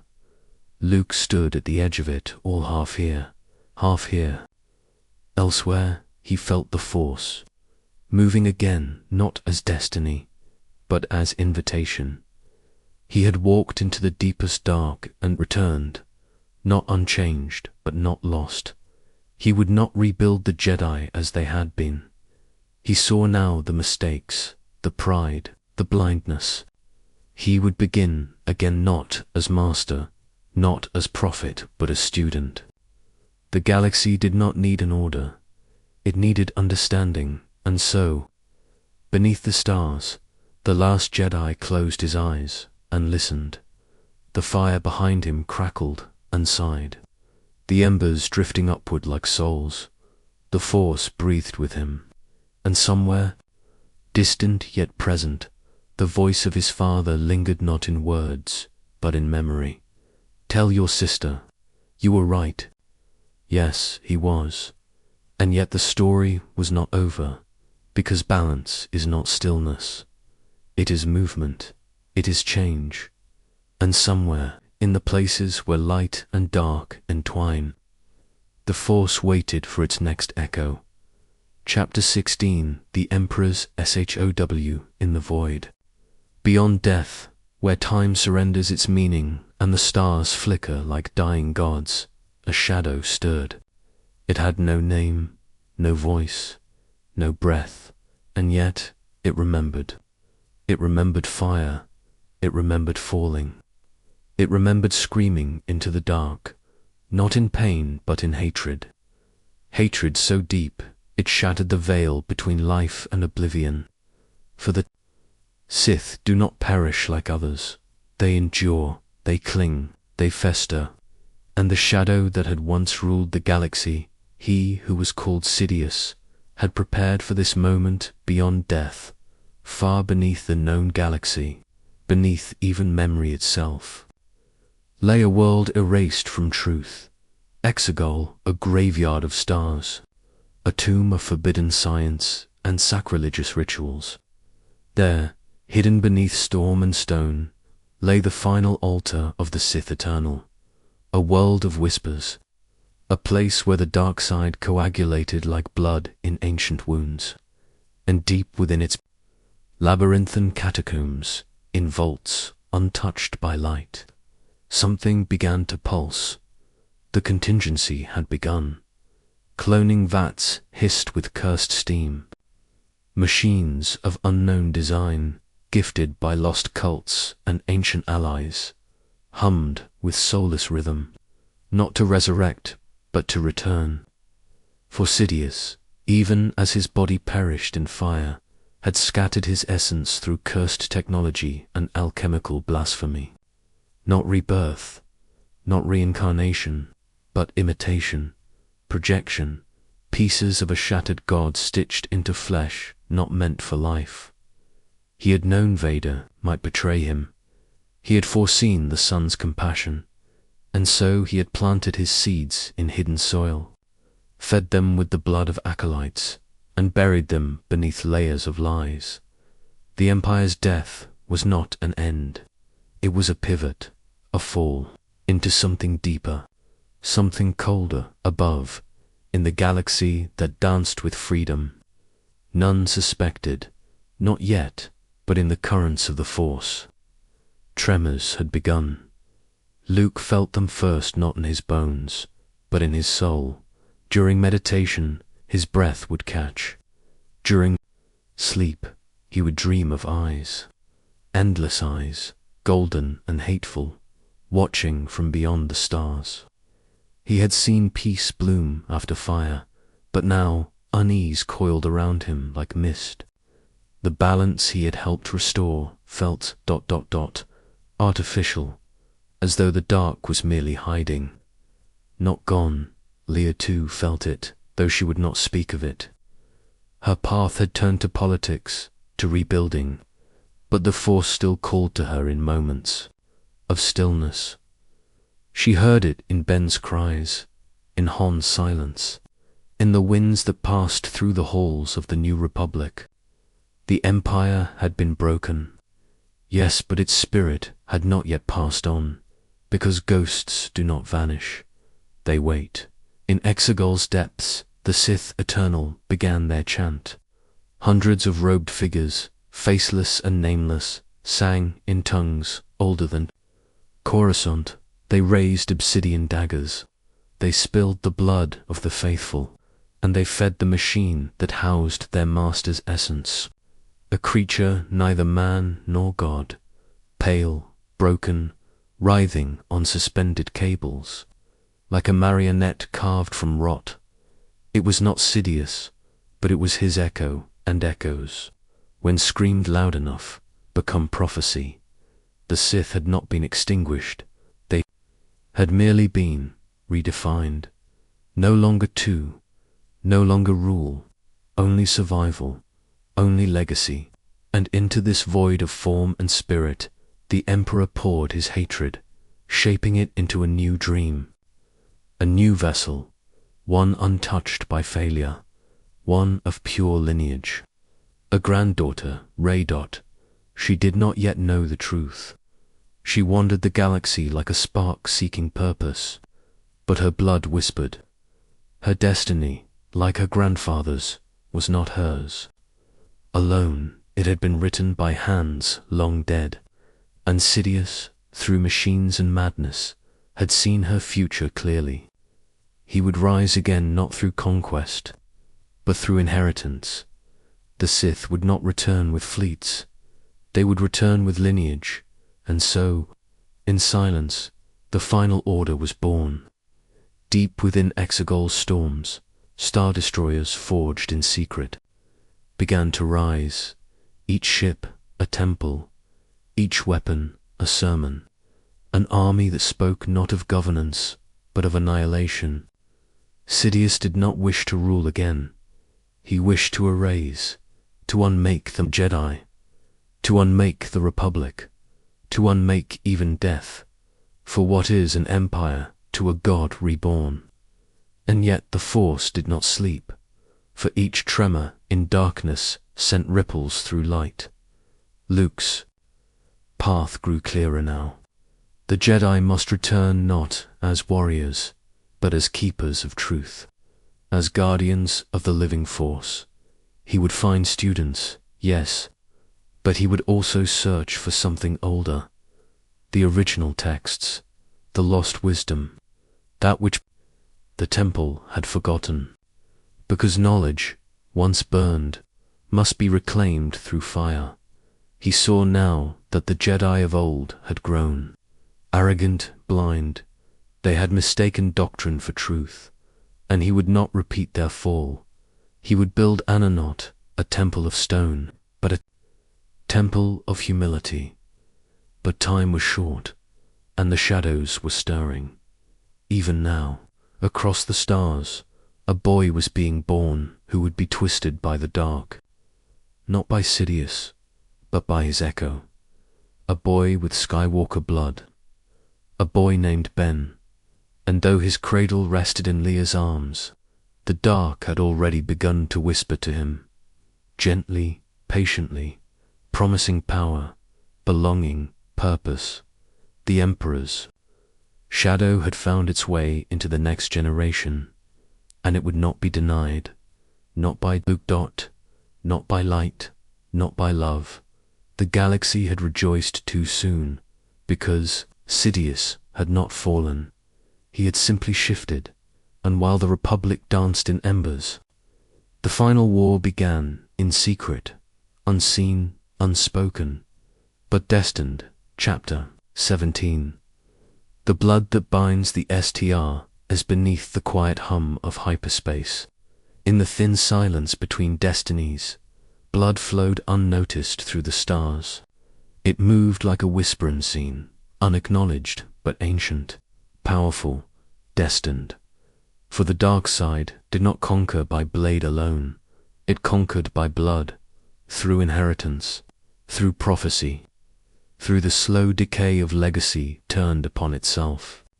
And in the ashes of the Jedi, the last war began not with fire, but with birth. His name was Ben Solo.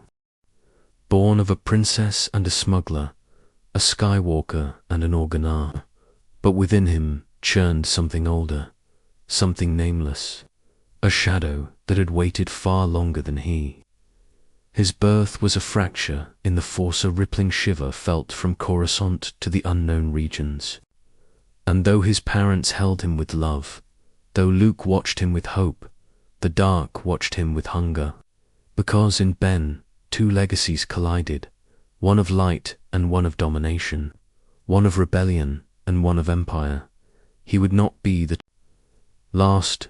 Elsewhere, in the silence of a forgotten desert, a child was left behind, nameless, clutching the memory of parents she could barely recall. Rey, she did not know what she was. She did not know who she was, but the Force did. And far beyond the reach of suns, so did Sidious. For though his body was broken, his will was not. His mind shattered and stretched across decades of deceit had mapped every path to resurrection. And her existence was no accident. She was bred, not in love, but in defiance. Not to carry his legacy, but to consume it, to become it. She was the blood that binds. And yet, neither child knew the truth. The galaxy continued its masquerade. A new republic, a fragile senate, a Jedi temple born in exile. But the wounds had not healed. They had merely scabbed him beneath them. Infections spread. Luke's temple grew. He gathered students, built it from memory and meditation. But the Jedi were not yet reborn. They were only echoes of what had been. And the Force, like a tide, sensed imbalance. Ben could feel it. At night, when the stars blinked too slow, he heard voices. They did not lie. They spoke of truth, of betrayal. They whispered of Vader not as monster, but as martyr. A man who had seen the lie of the Jedi and chosen freedom. His grandfather, his blood, his inheritance, and no matter how many times, Luke tried to cleanse him in light. The dark always returned, wearing the face of destiny, because blood remembers, because power calls. And in the unknown regions, Exegol's heart beat faster. The Sith Eternal were no longer dreaming. They were preparing. Star destroyers, each one bearing a world killer's breath, now hovered in the storms. Not one fleet, 1,000, built in silence, fed by faith. Each ship carried the same message, etched into holes in a language older than the stars. The final order, a gospel of ash, a cathedral of fire, and at the center of it, Sidious endured. He no longer resembled a man.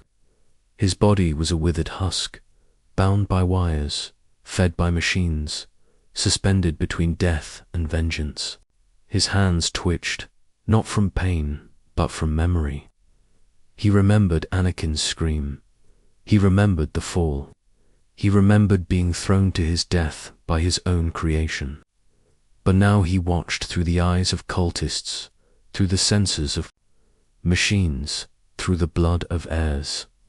He watched Ben. He watched Rey. Two paths.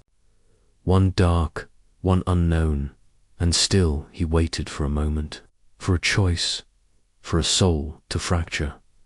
Snoke was his first trial, a puppet carved from wounds and wisdom, not truly Sith, not truly alive, a tool, a mirror, a test. He was made not to lead, but to bend, to shape the will of Ben Solo into something broken, something ready. Sidious did not speak through Snoke, but he breathed through him. Every lie, every lesson, every temptation, it all echoed with the Emperor's ancient voice. And Ben, lost and confused, listened because Luke had failed, not by action, but by fear. The night Luke stood over Ben's sleeping form, saber ignited in hesitation, something shattered, a bond, a trust, a future. Ben awoke not to compassion, but to terror. The man he called master had nearly killed him, and in that flash of betrayal, the dark side offered comfort, understanding, power. He became Kylo Ren, not Vader, not Sidious, but something new, something worse, because Kylo Ren still believed in the lie of purpose.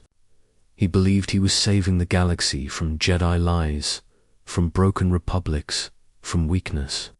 He wore the mask not to honor Vader, but to hide the fracture in his soul.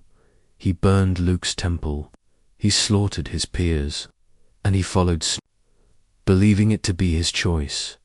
But he was never free, because blood binds, and Sidious grinned from his tomb of wires. Rey wandered Jakku, scavenging bones of empires long dead, unaware that she carried a deeper wound, that her lineage would one day ignite the stars again, that her hands would either end the Sith forever, or become its final throne. The galaxy trembled, but said nothing. The Republic grew blind again, fat on peace, thin on wisdom. The resistance bared more than a whisper formed in quiet corners, led by those who had seen empires rise from ashes before. Leia watched it all. She watched her son vanish. She felt the tear in the Force each time he killed. She knew Luke's guilt. She knew the darkness was rising again, but now it wore a softer face, a family face, and in her silence she mourned, but she also prepared, because the blood that binds, stars can also guide them. Ben was not beyond saving, Rey was not beyond truth, and Sidious was not yet beyond reach. Even in death, the galaxy turns, and the Force forever balanced, forever wounded waits for the moment when light and dark collide one final time, not in battle, but in choice. Chapter 18. The last breath of the Ascites. The galaxy did not cry when Sidious returned. It held its breath through storms that never ended, Under skies blackened by wrath and wires, the final shape of his will stood revealed, no longer hiding, no longer whispering, no longer wrapped in cloaks of senators or puppets or lies. The Emperor Darth Sidious was reborn, and the veil he had wrapped around the galaxy for over a century was torn open for all to see. Not as myth, not as memory, but as death. The final order rose not as a fleet, but as a curse. World after world would burn. One command, one voice, one master. Every destroyer bore his design, each hull a sermon to domination, each weapon a mouth, through which Sidious would speak. He no longer desired a throne of Senate marble or galactic bureaucracy. That was the dream of Sheev Palpatine. He was no longer Sheev. He was the dark side's final breath, sharpened into flesh, and in this moment he no longer needed to rule. He would replace Ray, stood at the edge of destiny, her hands shaking, her heart torn in two. In her veins, the Emperor's blood, in her spirit, the forces scream. She was a paradox, a prophecy devouring itself, born of darkness, drawn to light, and within her, the choice always, the choice. Sidious offered her his throne, not out of affection, not out of legacy, but out of fear. For he had seen the future. He had seen death approach him through her, not by lightsaber, but by mercy. He feared her love, and so he tempted her with hate. Strike him down, and the Sith will live through you. Refuse him, and the galaxy dies screaming. She was no Jedi, not yet, but she had learned the truth of power, that to kill in hatred is to become what you strike. The ancient trap, the Sith's eternal snare, and Sidious, though broken and rotting, still knew how to bait a soul. Kylo Ren arrived too late to stop her, but not too late to save her. For in death, Ben Solo lived again. The darkness in him had cracked open, not through lectures, not through blood, but through connection, through Rey, through the bond they shared, forged in a force that had chosen them both as mirror and blade. He cast down his saber. He became what Vader never could, not a redeemer, but a partner. They stood together in the Temple of Ghosts, surrounded by the dead voices of Sith past. One bloodline born of empire, one of rebellion, and in Sidious' eyes, their union was the final heresy. He unleashed the storm. Lightning poured from his fingers like a scream 10,000 years long. Sky and earth cracked. Star destroyers faltered. Above, his voice rose above the chaos, not a command, but a verdict. I am all the Sith, each word a soul, each flash of power a scream from the past bane Nihilus Revan, Tenebrosol clawing through him to speak again. And for a moment he was all that had been, all that would be, until Rey rose, not in hatred, not in vengeance, but in surrender. She did not raise her saber to kill. She raised it to reflect, to return, to hold a mirror to evil and let it destroy itself. And in her final breath, the Force spoke through her, not in anger, but in balance. She did not become a Sith. She did not become a Jedi. She simply became light. Sidious screamed, not in pain but in recognition. For the first time he understood the truth he had always denied. The Sith do not die by blade, they die by letting go. And so he burned. His temple collapsed, his throne crumbled, his fleet fell from the sky like shattered prophecy. And the Sith were no more. Ben gave her his life, not with words, not with glory, but with breath. One life traded for another, a sacrifice that asked for nothing in return. No mask, no myth, just a final act of love from a boy who had been born in shadow. He died smiling, and with him, the last drop of Sith blood turned to ash. The galaxy breathed again. Worlds free of fear rose in dawnlight. Children would grow without war. The Force, once trembling with imbalance, sighed like an old wound closing. But the scars remained, because the Sith were gone but not forgotten. Their temples still slept. Beneath sands their holocrons still whispered.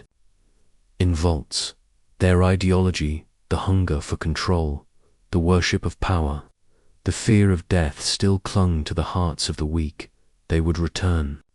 If forgotten, they would return, if named. But if remembered as warning, ...